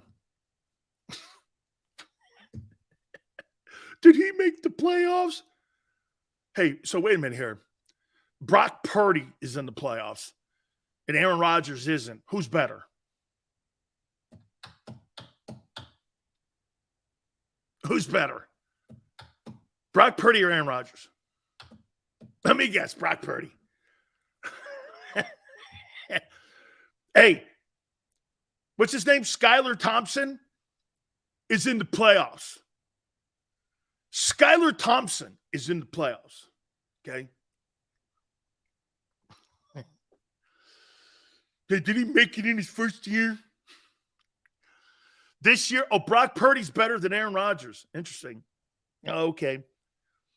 Trent Williams, best tackle in the game, is the left tackle, the money tackle. Joe Patonio, Cleveland, left guard, really a fine ball player. Jason Kelsey, center, Hall of Famer. Fantastic, congratulations. Zach Martin, people love him, man. I think he's good too. He's a Hall of Fame guy, right guard. And Lane Johnson, the second best offensive tackle in the game. But watch this. By this thin. Paper thin. Paper thin. Paper thin. And Trent's great. How many Pro Bowls does Trent have? That's interesting. How many Pro Bowls? Because I know he made a ton of them when he was in Washington. Trent Williams. How many Pro Bowls does he have? 10. He's got 10 Pro Bowls? Holy shit, this guy's going to the Hall of Fame. Lane Johnson. According to Wikipedia, David Lane Johnson is an American football offensive tackle for the Philadelphia Eagles of the... He's got 4. He's on his way. I'd say you need about 3 more to get to the Hall of Fame. The guy in San Francisco's got 10? Yeah. Dude, when you're up 10 Pro Bowls, that's insane. Insane. I didn't know he had that many Pro Bowls. Trent Williams has 10 Pro Bowls. Holy cow. Wow. Whew. Man. I despised Trent Williams when he was in Washington.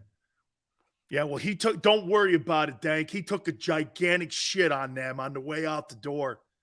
He wouldn't play that whole year because they misdiagnosed him. Trust me, he's with you.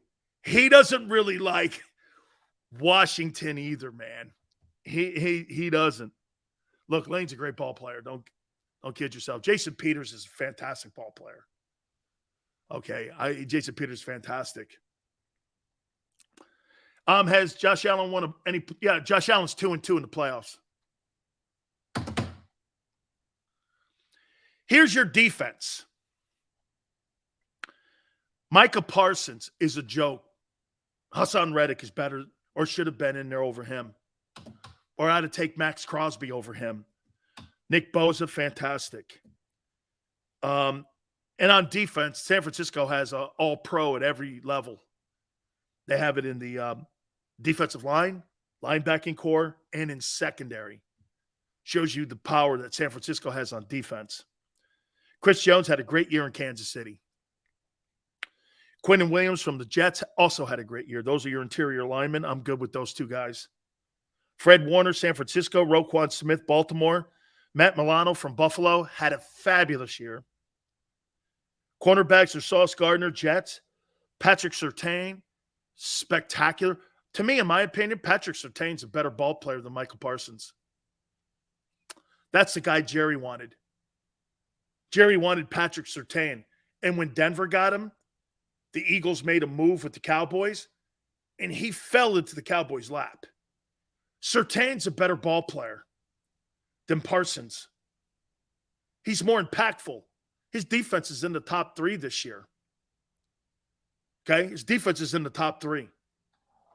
As bad as Denver wasn't their defense. It was their quarterback and their offensive game plan with Nathaniel Hackett. Surtain's a hell of a ball player. Fitzpatrick at safety. Hufagana, is that how you say his name? From San Francisco? He's the other one. So San Francisco's got an all-pro at every level. My boss is a Niners fan. My The 49ers have been a great franchise since the DeBartolos and the York family have owned it. I mean, prior to that, not so cool. They won a little bit in the early 70s and maybe a little bit in the 60s when they played at Kezar Stadium. But, of course, when DeBartolo owned it, it was a second. I mean, it's one of the greatest. It's the second greatest franchise dynasty of all time next to the Patriots on what they did. Jason Kelsey's going to the Hall of Fame. He's a 5-time Pro Bowler. Yeah, making that center position at Pro Bowl is very difficult. We're going to do our predictions. I want to take a look at the draft. I'm going to tell me if you guys will agree with this. We're going to do something in the draft. And again, I want to put this kid's name back out there. We did it a little bit yesterday. Teams that are going to need a quarterback in the offseason. Bill Romanowski is also going to join us in hour number 3. Please hit the like button. Keep it here on the National Football Show. When it comes to the fight against insurance companies, large corporations, and the healthcare industry, injured victims are always the underdog. But that doesn't worry us. At Messon Associates, we're an injury law firm from Philadelphia, and we come to fight. Our clients know that they've got representation with a chip on its shoulder, and it's the same chip that makes Philly the toughest city in the country. Call 215-568-3500 or visit us online at messalaw.com. Messon Associates, the toughest injury firm in Philadelphia. Go for the beers, go for the cheers, go for the hit and the hits, go for the scene, go for the screens, go for the gallery, go for the win, go to Ocean.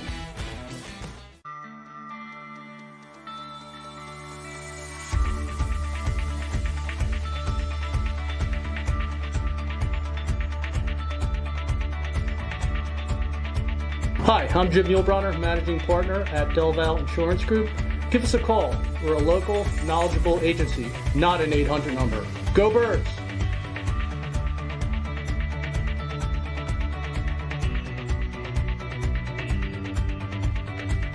Number 1, Jeff D'Ambrosio. Destination Downingtown is rolling back prices for a December to remember. For a limited time, you can own, not lease, brand new 2023 Jeep Wranglers for only $30,995 or $339 per month. New Ram starting at only $30,995 or new Ram 1500 Bighorn Crew Cabs $189 per month. Zero down can deliver. Get the price you want, the selection you need, and the VIP treatment you deserve. Jeff D'Ambrosio, Destination Downingtown, Big Finish Sales Event.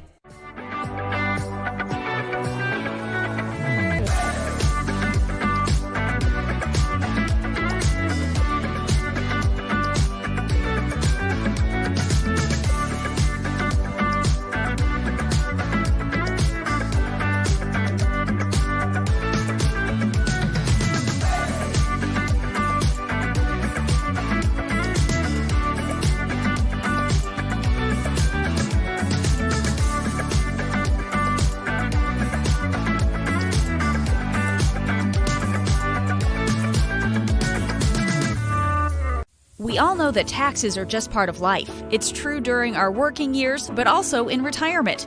But what you might not know is up to 85% of your Social Security benefits might be taxed. Our team at Thrive Financial has helped retire thousands of people across the Delaware Valley by asking questions they never knew they needed to ask, including how their Social Security benefits might be taxed. It's time to be proactive on taxes. Get your Thrive Retirement Tax Playbook today.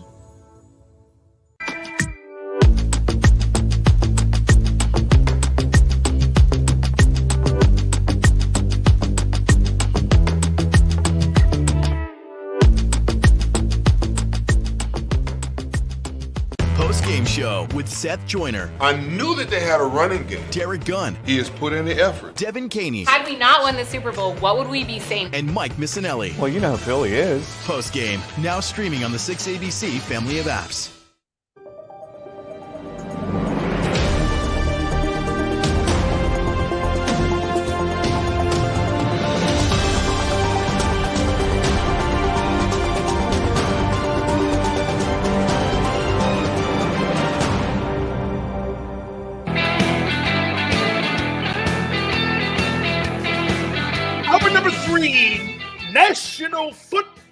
Football Show. Appreciate you guys coming aboard.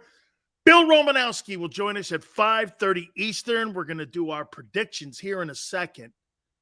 Here in the third hour for this weekend's Wild Card Weekend. We're going to do that here in a minute. How about the rip job that Al Michaels did? I'm surprised the NFL didn't fire him this afternoon. He said working for Amazon and calling Thursday Night Football was like working at a used car lot. Okay. We're paying that guy $15 million a year to say that? You know, the NFL has a lot of say in who these broadcasters are.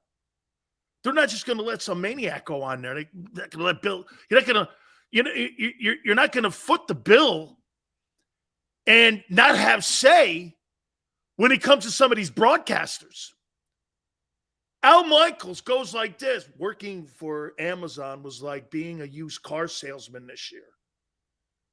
Wow. And he got $15 million this year.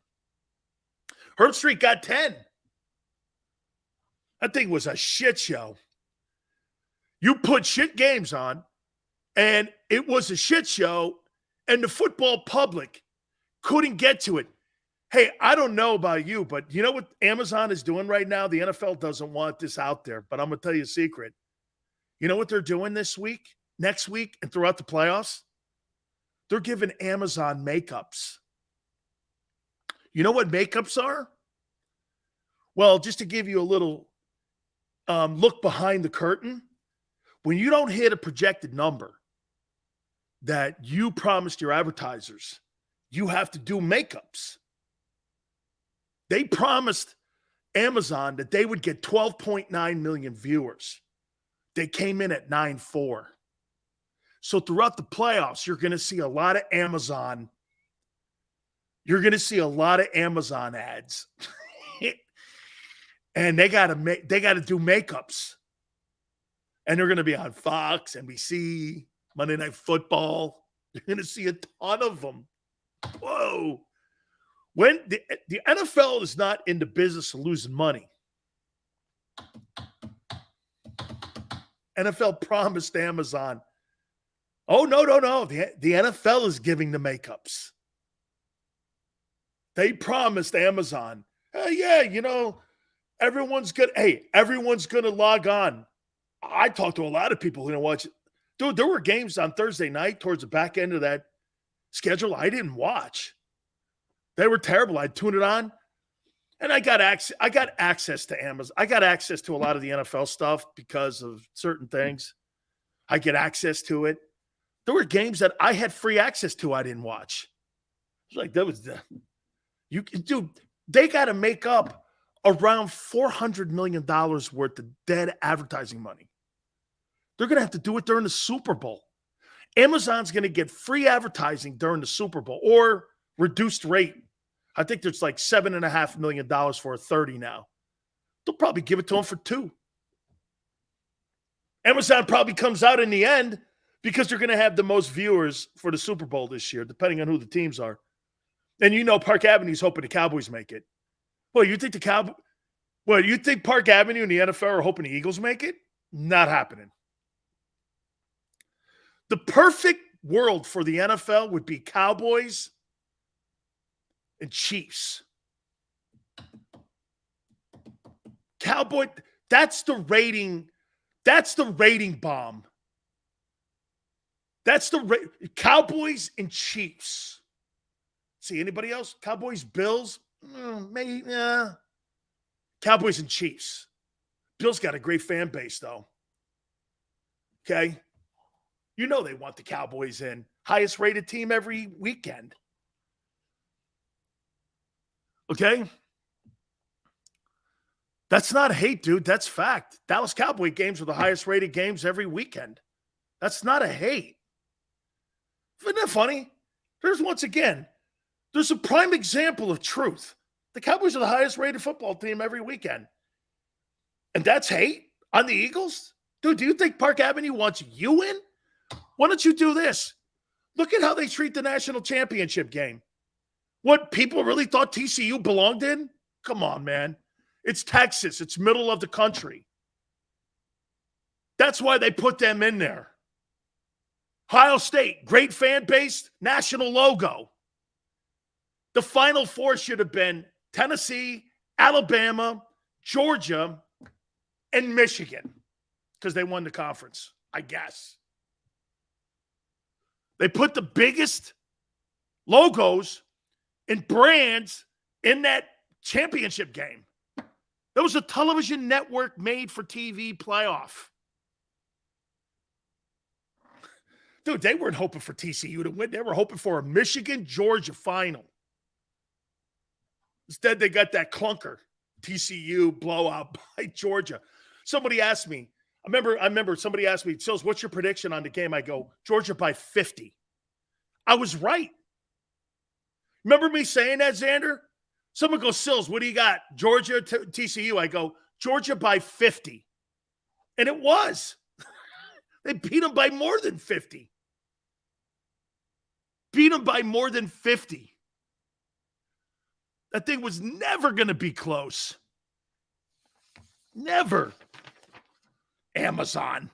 I agree with you. I think next year they'll do everything they can. They got to revamp that halftime show too because, dude, what's his name? Ryan Fitzpatrick? Are you kidding me? He's Gardner Minshew. They had Gardner Minshew on the halftime desk. They had Gardner Minshew. Every time I saw Ryan Fitzpatrick, I go, that's Gardner Minshew. Why is Gardner Minshew on the halftime? Hey, Clarice Thompson, she's smoking. I like her. Okay? But when I saw Ryan Fitzpatrick, I went, so they got Gardner Minshew on the halftime show. Holy cow. Gardner Minshew. Ryan Fitzpatrick. You talk about nobody. Holy shit, man. I played 17 years. He was a 17-year backup. Holy cow. Dan, the only way I keep Slay next year and not trade him is if Gannon leaves. Dude, I think you move off of Slay. I think you move off him. He's 32, 33. I don't think he's going to I think he's the older guy. And if you're asking me, I keep CJ and I keep Bradbury. They're younger, 26, 27. Okay? 26, 27 and draft a corner. Maybe. Okay? I let Slay walk. Personally, I don't think he's had a good 2 months. You know what's crazy? He's not hurt even. And he's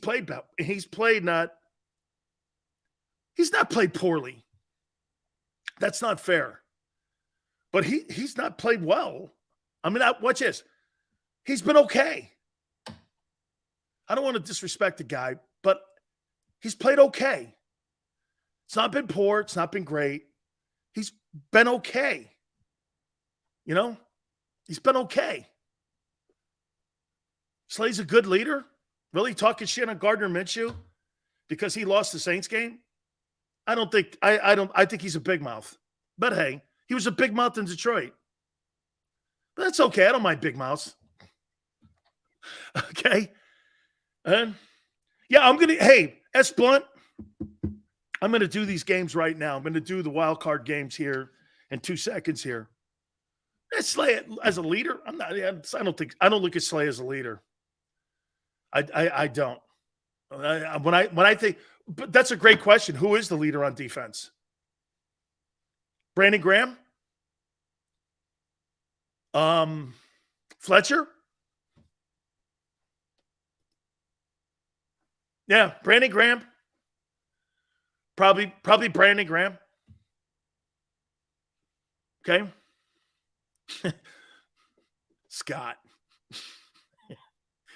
That guy's going to be in the XFL pretty soon there, Tone. Hey, that guy's going to be playing for the Rock in a minute. Okay, hey, Josiah Scott, that guy's going to be playing for the Rock in a minute. In the XFL, dog. I like CJ. I like CJ as a leader. That shit-talking Bama guy. He's a Bama dude, right? Let me guess. CJ Gardner, is he a Bama dude? He's probably a Bama guy.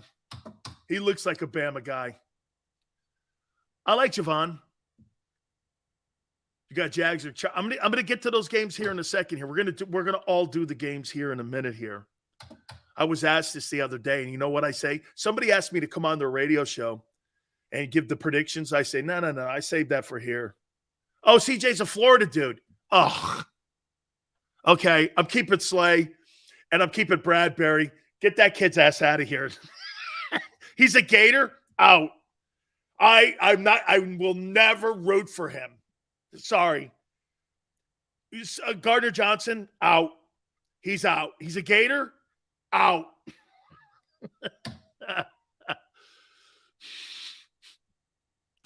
Out. Goddard and CJ would have made first team All-Pro. If not, I think Gardner Johnson, that's a good one. Eyeshine, that's a good one. Great school. Okay, Yale. Now he's really out. Sills, CJ, Bama guy. Okay, I'm in. Let's see, watch this. Sills, I really – wait a minute. Didn't I just say it? I really love CJ. I really do. He's a Gator. Get this guy out of here. I think you guys might be right. I might be bipolar. Wait a minute. So, I really love CJ Gardner Johnson. This guy is unbelievable. Sills, he's a Gator. Get his ass out of here. Get his ass out of here. Oh. No, Gator. No, thank you. Hurts' agent wants all the bags of money. Well, he ain't getting that yet. You got to do something. You know, you got to kind of do something in the postseason. Here we go. I'll get to that. Hurts' agent, Nicole Lynn, just signed Will Anderson to Clutch Sports. Oh, my God. Oh, I'm going to do the draft top 10. Holy cow, is Will Anderson going to get paid? I'm going to get Nicole Lynn on. I got her cell phone number. I'm probably going to have to get her on in the postseason. I promise you, I'm getting Nicole Lynn on. They have here, you know what my source is? I'll tell you. On the NFL Players Association website, if you're a former player or player, all agents' cell phones and names are listed and emails. I don't know her. But I have her in my directory.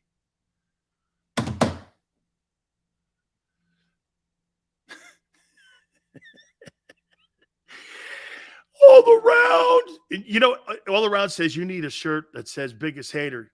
You need a shirt with a baby crying on it like this. You get one of them shirts, I'll get that shirt. Fair? All right, here we go. Wild card weekend.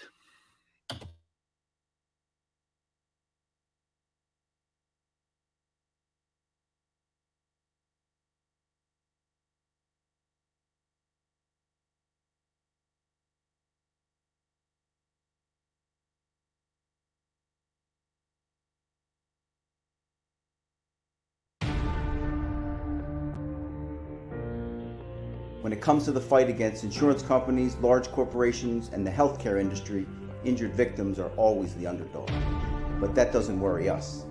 At Messon Associates, we're an injury law firm from Philadelphia, and we come to fight. Our clients know that they've got representation with a chip on its shoulder, and it's the same chip that makes Philly the toughest city in the country. Call 215-568-3500 or visit us online at messalaw.com. Messon Associates, the toughest injury firm in Philadelphia.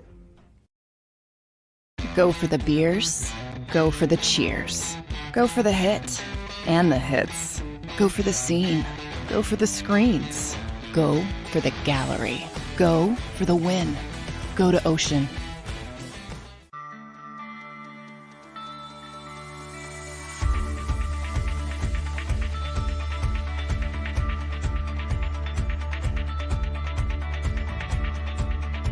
Hi, I'm Jim Muehlbronner, Managing Partner at Delval Insurance Group. Give us a call. We're a local, knowledgeable agency, not an 800 number. Go Birds!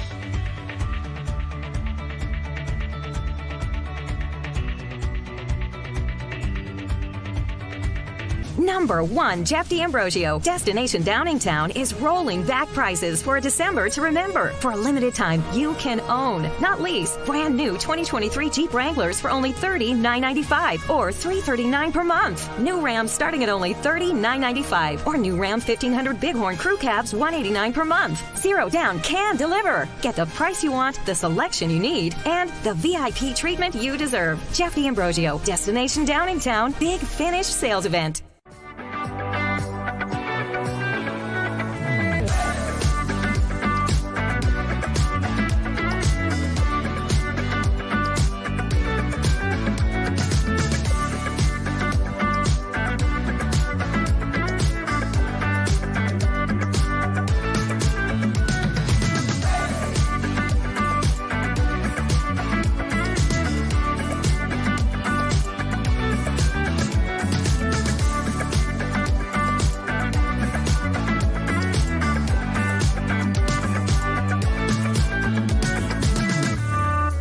We all know that taxes are just part of life. It's true during our working years, but also in retirement.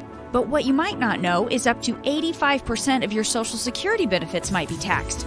Our team at Thrive Financial has helped retire thousands of people across the Delaware Valley by asking questions they never knew they needed to ask, including how their Social Security benefits might be taxed. It's time to be proactive on taxes.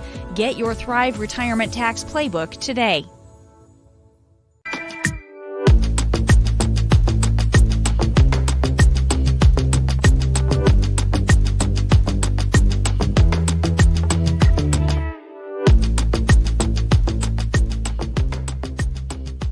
Game show with Seth Joyner. I knew that they had a running game. Derek Gunn. He has put in the effort. Devin Caney. Had we not won the Super Bowl, what would we be saying? And Mike Missinelli. Well, you know who Philly is. Post game, now streaming on the 6ABC family of apps.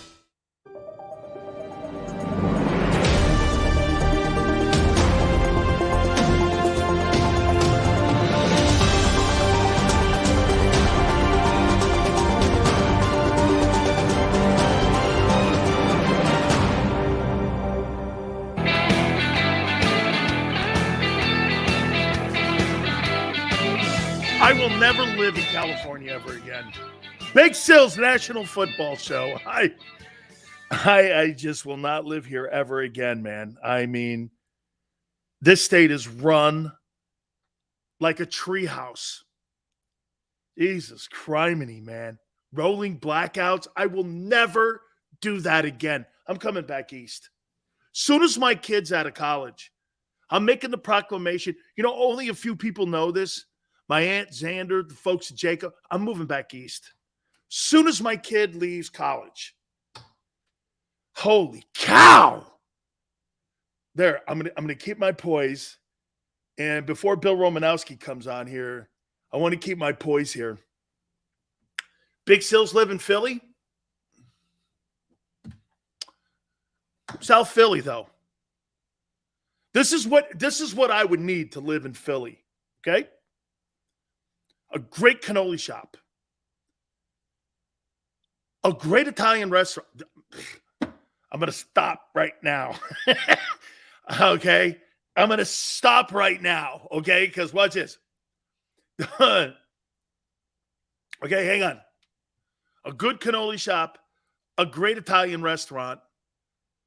Dude, the sports is off the charts. So, dude, you got kind of pretty much, and plus, you got a city of assholes. I fit right in. I fit right in. I mean, aren't I not perfect? Plus I'm Italian. How you doing, right? Hey, basta vazul. I fit right in. Yeah. Dan, Philly has the best Italian market besides NYC. Oh, 85. I'm starving already. Flyers too, man. How about my boy Torts? I told you, man. Torts was going to be an asshole, but you know what he was going to do? He's going to turn that thing around for you. The key will be, can you tolerate Torts long enough? That'll be the key. All right, before Romanowski comes on, let me get to this. Seahawks and 49ers. Dude, Geno's had a great year. He's going to get a 2-year contract extension. This is a divisional game. This ain't going to be that easy. This is a division game. These guys have played one another. They know what to expect. There's nothing going to be freaky here. The 49ers are going to line up. If San Francisco doesn't turn the ball over, I think they win this game by 10. Okay? I think they win it by 10.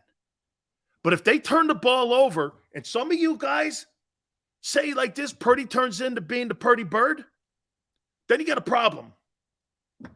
Then you can't let Seattle get into the fourth quarter and think they can win it. You got to put them away by halftime, 10 points by half. Then you can coast at home. But if Seattle gets into the fourth quarter, because they can run the ball, that kid Walker's a hell of a player. That young kid they got from Michigan State, plus they've got a kid on defense on the other side. Dude, they got a lot of – you heard Warren Moon yesterday. They got some ball players. Be careful with Seattle because the coaching's good too. So I got San Francisco winning this game 31-20. South Philly is all you. Okay. Okay. Is all you. Get you a nice row. Dude, 85. I don't know. Plus, it's close to Connecticut, where I'm from, Stanford. I love Stanford. Love Stanford. I go up there with my folks. Then again, my folks are all up and down the eastern seaboard, really, down to North Carolina, too. They're not in Boston, though. They're from, like, New York City, Connecticut, northern Connecticut, all the way down to, like, South Carolina, North Carolina. Mint, thank you. Sills, love the energy. Thank you so much, dude. That's really kind of you. Seahawks with the upset. Okay, 5-star. I mean, look, well coached, quarterback's playing well. That's not a reach. Okay? That's not a reach. Yeah, hey, Brian goes, I don't like Connecticut. Don't worry, I live down in Japan. I live down in the Cove, down in Japan, where all the paisans are. I don't live with all the rich aristocratic Italians up in Pound Ridge and Westport and them places. I'm down there with all the fishermen down there. That's where I was raised. You don't have to worry about that. There's a lot of aristocratic Italians in there. Here's the game on Saturday. Chargers and Jacksonville. Mike Williams isn't playing. Boy. I just don't trust Brandon Staley. I don't think that guy's the coach for that. I think he gets blown out and fired if they don't win this game. I got Jacksonville 24-21 winning this game on Saturday. And Doug getting a opportunity to go to the divisional round. Damn, Frank, Pepe's, or Sally's. I'll go Pepe's. I got Jacksonville 24-21. Sunday, Miami at Buffalo. Dude, unless Dan Marino gets off the bus, Buffalo's going to rip that team a new one, 34-10. Not much to break down here. Skylar Thompson. I mean, dude, this guy Skylar Thompson sounds like he belongs on Star Wars. Right? This guy is out with Luke Skywalker. Skylar Thompson and Luke Skywalker. I'm like, right? I'm Darth Vader. Who's that next? Hey, don't forget, my boy Bill Romanowski will join us. Giants at Minnesota. What time is this game? What time is this game? Because it matters. Is it a night game or is it a 4:30 game? I think it's the 4:30 Fox game on Sunday, right? 4:25? Kirk Cousins is okay. Anything over 6, it's over. Minnesota holds on to win in a very close game. 30-28. I think Minnesota wins this ball game. Okay? If it's over 6 o'clock, the Giants upset them. But it's a 4:25 game. What's his name goes, the Vikings are frauds. Yeah, well, the Giants, dude, I'll tell you what, Minnesota gets beat. Jesus criminy. All that firepower and you get hammered? You can't get hammered. Can you? And, dude, this is the most disappointing game of the weekend. Baltimore-Cincinnati. Lamar Jackson came out this morning and goes, I can't give my guys 100%. My knee hurts.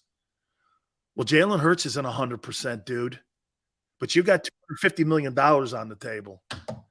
I don't know. I'll tell you this. My next guy coming in here. So wait a minute. Lamar Jackson says that I can't give my guys 100% this weekend. And every single NFL player going into this weekend is hurt and not playing at 100%, and he can't go. I get you got a $250 million contract on the table. I get it. So you're taking money and priority. I get it also. But, boy, this guy here who has 4 Super Bowl championships, Bill Romanowski, joins us now. And, hey, Bill, you ain't missing a playoff game for nothing. There's no way. Are you kidding me, Dan? Nothing. I mean, if I needed to strap a 2x4 to my leg, that's what I would do. Not missing anything. Bill, nothing. What's the difference in preparing for the playoffs and preparing for a regular season game? Do you try to stay with what you did and keep your routine, or is there something different that you do to prepare for the postseason games? You know what? You do try to stay the same, but I'll say this, Dan. It seems like, if you're normally doing 10 to 12 hours of film study a week, maybe up it to 14 to 15 hours. It's just that much more important when you get to the playoffs, and the margin of error and the level of detail, everything is that much more important and that much more intense, to where, I mean, there was nothing like it. The first 3 or 4 snaps in a ball game, you're like, oh my God, the hitting, the intensity, and then after a few plays, you kind of, next thing you know, you're just right in it. But there's nothing like it. It's just I miss it. I wish I could put on a helmet and shoulder pads, and I wish I could play this weekend. I'd give anything. Bill, when you're playing like San Francisco is against Seattle, it's a division opponent. Is it more detailed, like you were just talking, and more of an emphasis on the little things? Because nobody's going to surprise anybody in this game. You pretty much see each other twice a year. You know the routines. Yep. You know what Pete Carroll's trying to do. Brock Purdy kind of gives them a little bit of an outlier because you really don't know what he's going to do. How much more preparation goes into something like that when you're playing a common foe? You know what it is? And I always felt like, Bill Walsh and George Seifert, Mike Shanahan, just the way I feel like head coaches have to be really good psychologists. And it's like every word out of their mouth it's got to mean something. The one thing Bill was really good at, Bill Walsh, he always would throw something that would make you laugh a little bit. And then he would give you a nugget. It'd be like, ooh, one of those. And because every week during the season, he was getting us ready for the playoffs. And he would reference it every week, 16-round fight where, hey, I'm taking you out of – you guys are not in pads today because I want you fresher for the playoffs, But the level of detail, the intensity, everything about it, it's second to none. And it's mano, and it's the team that mentally is ready to play. Hey, like you said going into this, everybody's beat up right now on some level. And nobody feels really, really good. Okay? But I just remember, I just tell myself every day, all week, in practice and getting ready for the game, you just psych yourself up so much to where, like I said, there's nothing that would have kept me out of one of these games. Nothing. Bill, is postseason experience an overhyped and a media thing, or do you think there's something to having the game experience of playing in the postseason? You know what? I was able to play in 26 postseason games. Wow. And you know what, Dan? I literally got to a point where I was playing the game for the playoffs and the chance to go to the Super Bowl.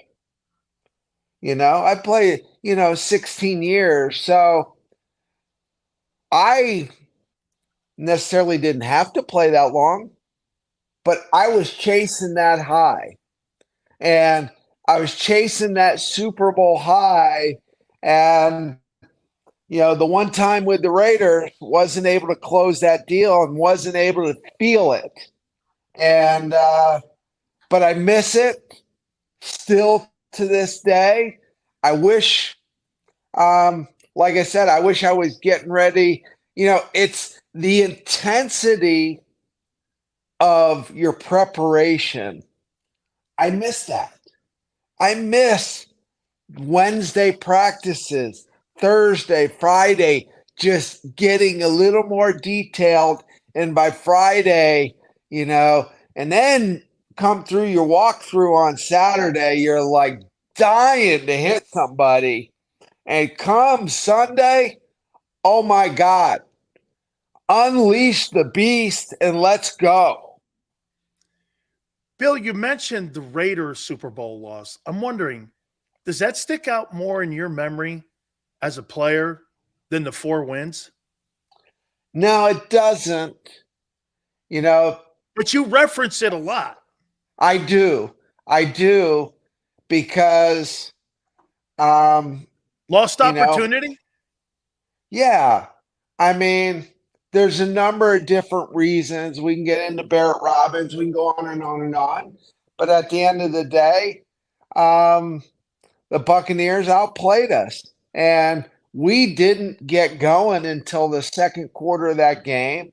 And we were not ready to play that game. If you would have given us 2 weeks instead of 1 week, because we were the oldest team in the NFL, hands down, we would have annihilated the Bucs if we had 2 weeks. Wow. Bill, let me take you into the Eagles. And have you been impressed with what they've been able to do with such a young quarterback? And I mean, they had 70 sacks this year, which is they almost broke the Bears record, the 85 Bears record for most sacks, which is incredible. Tom Thayer, who you and I played against, actually saw a lot of comparisons between that 85 Bears team because they're pretty complete, the Eagles. Give me your thoughts on the Eagles, on what you see. Are they the favorite? I was literally just going to say to you, I don't see any weaknesses.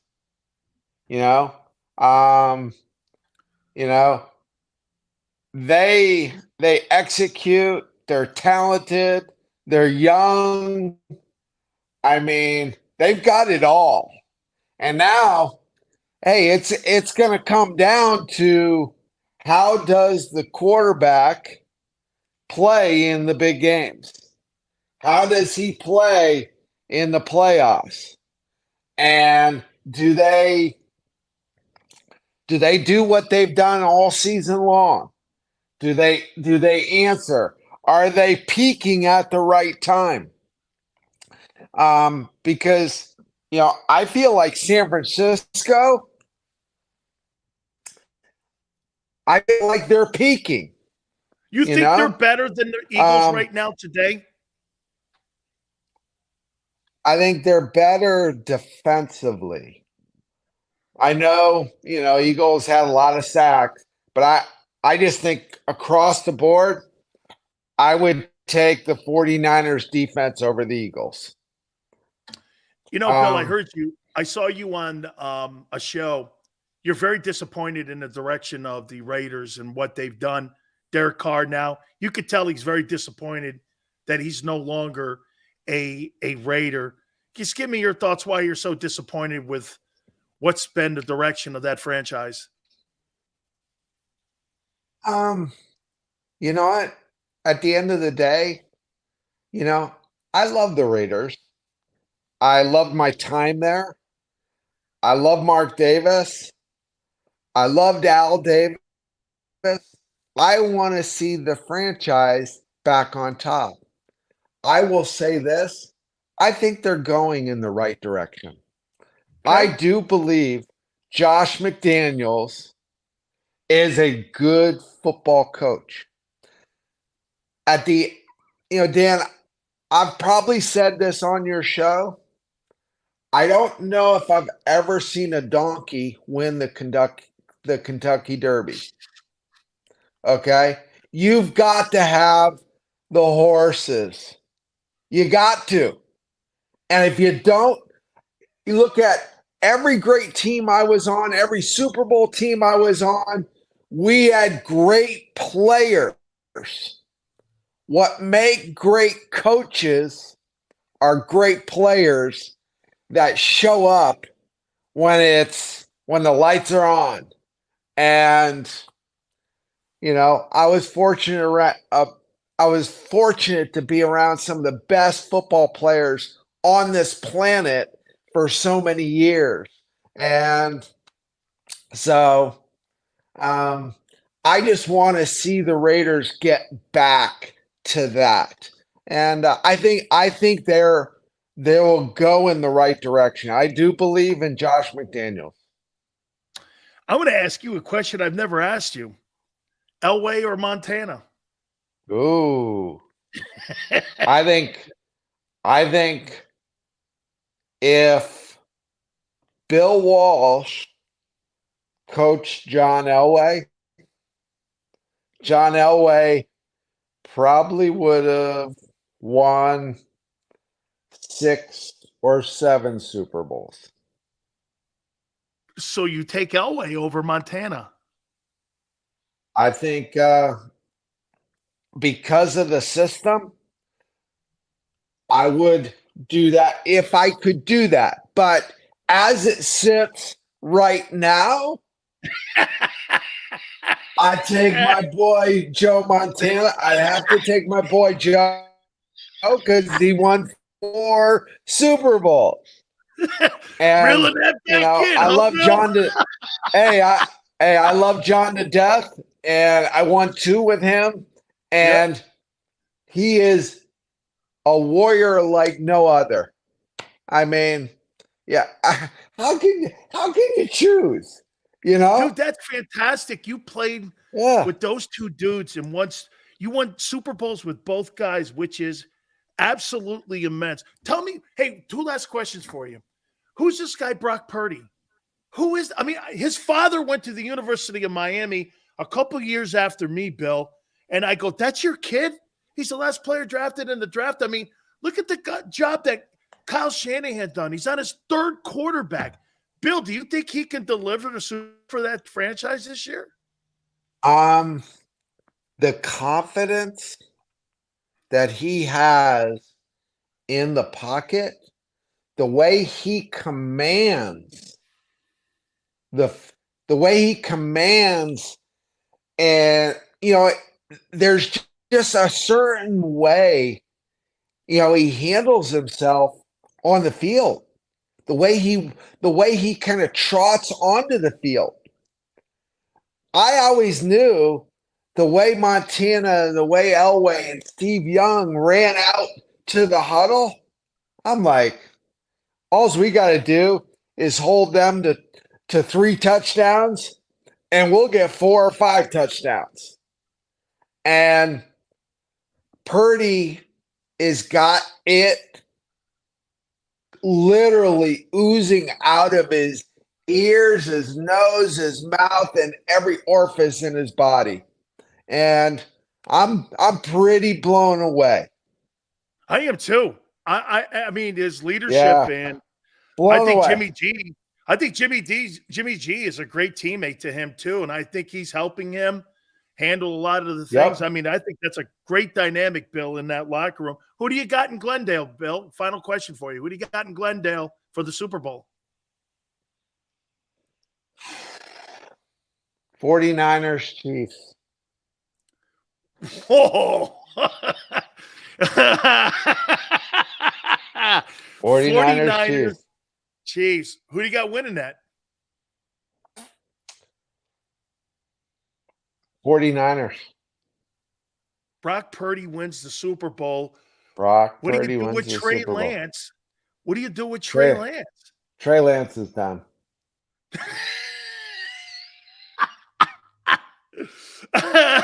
And on that, look at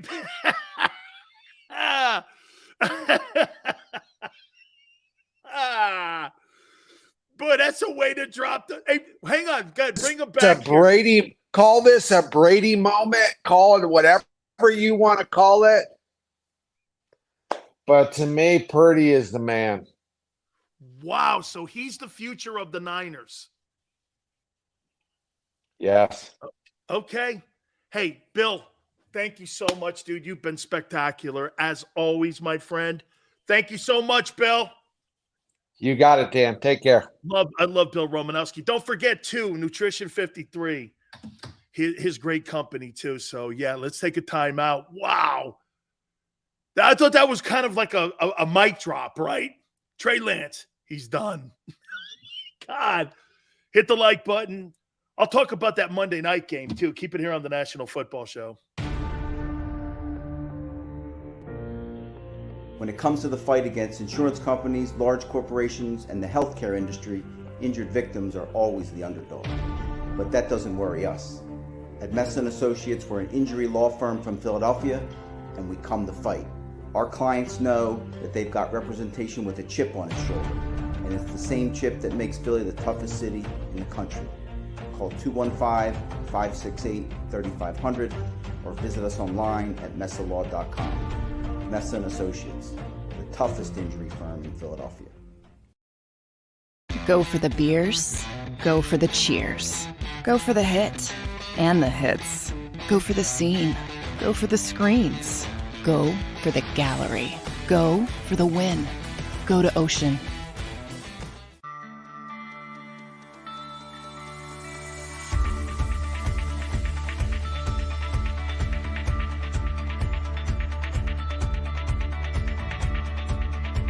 Hi, I'm Jim Muehlbronner, Managing Partner at Delval Insurance Group. Give us a call. We're a local, knowledgeable agency, not an 800 number. Go Birds!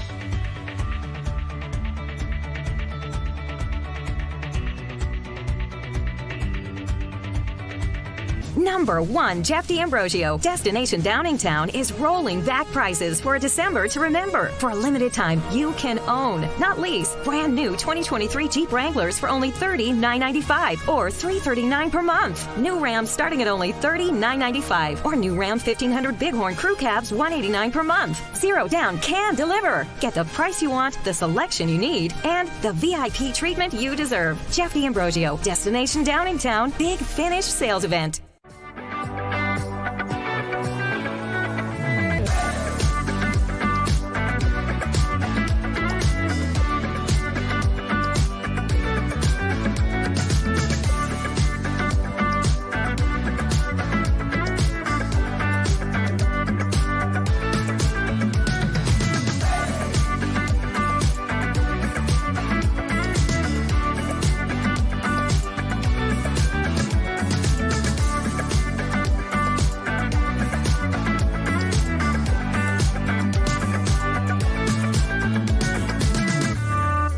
We all know that taxes are just part of life. It's true during our working years, but also in retirement. But what you might not know is up to 85% of your Social Security benefits might be taxed.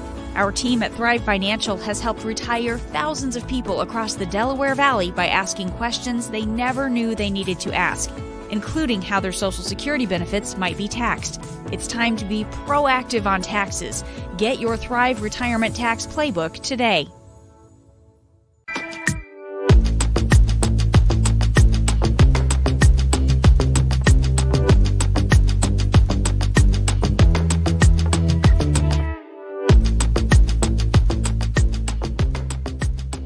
Post-game show with Seth Joyner. I knew that they had a running game. Derek Gunn. He has put in the effort. Devin Caney. Had we not won the Super Bowl, what would we be saying? And Mike Missinelli. Well, you know who Philly is. Post-game, now streaming on the 6ABC family of apps.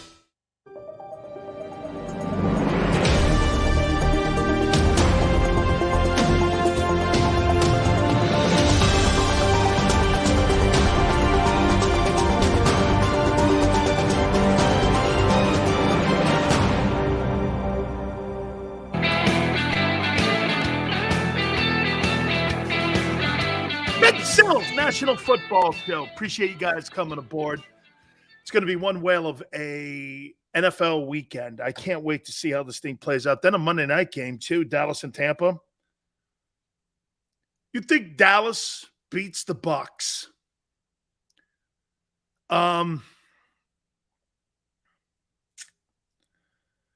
So I got San Francisco. So here's how I think it's going to play out. You're playing the Buccaneers, Eagles. You're going to play Tom Brady.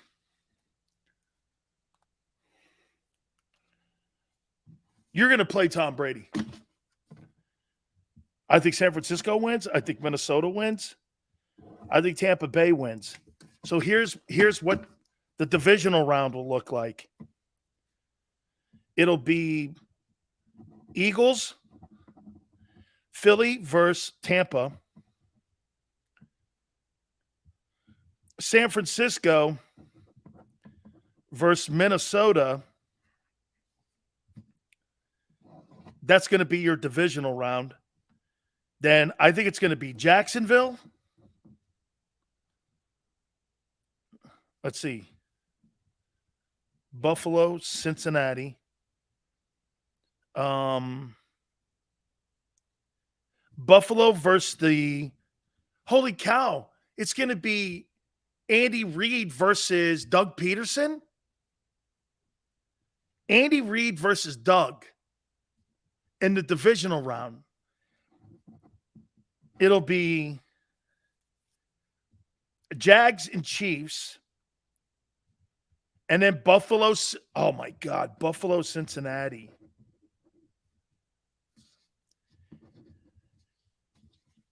So Buffalo, Cincinnati, do they have to flip a coin? Yeah, do they have to flip a coin for the home field? Or is the game in Buffalo?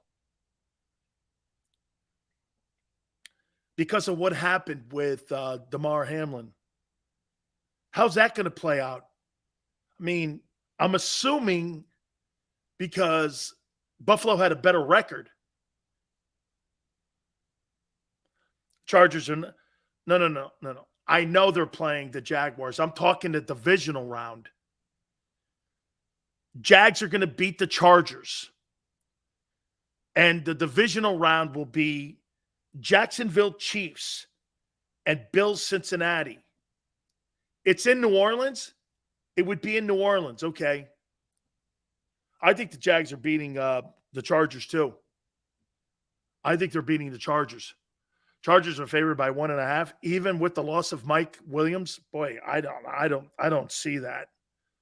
I think Jacksonville is playing a lot better ball than the Chargers. Chargers lost their final regular season game too. I don't know, man. I think they're up and down. I think they're up. It's a neutral site, isn't it? I thought it was too, D. I thought that somebody said New Orleans that they would play that. Oh my God, that's right. Reed would play Doug and then McDermott if Buffalo wins. All of his assistants in Philly or his assistant. Doug was assistant in Kansas City. So Andy Reid would play all of his assistants. He's got a shot at playing guys who had worked for him. Sean McDermott and Doug Peterson. That'd be wow, what a coaching tree. And he's off the Holmgren coaching tree, which is off the Walsh tree, coaching tree. Bill Walsh, Holmgren worked for Walsh, Reed worked for Holmgren, and these other two guys worked for Reed. So that goes all the way back to Bill Walsh and the West Coast offense. That's why you see a lot of the spread stuff in Kansas City and why you saw a little bit in Philly when Andy was the head coach there too. Andy has a great coaching tree. I think Tony Dungy has a pretty decent one too. Dave, thanks, man. Yeah, West Coast offense has produced a lot of good coaches. You know what? I think even Shanahan's father, Mike, was an assistant in San Francisco with either Seifert or Bill. But he's Kyle Shanahan. Mike Shanahan worked in San Francisco, I think, for either Seifert or Walsh, because then he got the Los Angeles Raiders job. He got the Raider gig, and he stunk out loud there. Oh, yeah, that Holmgren staff in Green Bay was Mariucci was on it. Andy Reid was on it. Joe Philbin was on it. They had a shitload of guys that were on that coaching staff. Dude, the quarterbacks they even had in the building, they had Brunell. They had Ty Detmer. They had Kurt Warner. They had what's his name? I said Ty Detmer. Of course, they had Favre. That was a pretty good coaching staff up there. A lot of good coaches and a lot of good players in Green Bay. John on Andy Reid's staff too. Yeah. Ray Rhodes, that's right. Ray Rhodes is off that. That's correct. Bill Walsh has the best coaching tree by far. Shanahan, Reid, John Gruden.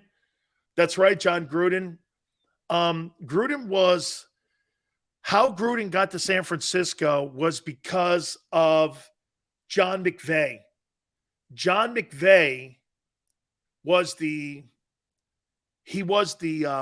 general manager of the 49ers back in the day with Walsh when they were building the team. Then he became an area scout for the Buccaneers. And Sean used to be a little kid hanging around. And I believe that John got the job as a quality control coach in San Francisco. And he went from quality control coach to an assistant coach, went to Philadelphia and became the offensive coordinator in Philadelphia, if I'm not mistaken, and then got the Raider job the first time. I believe that's how that worked. And that's how John got into coaching.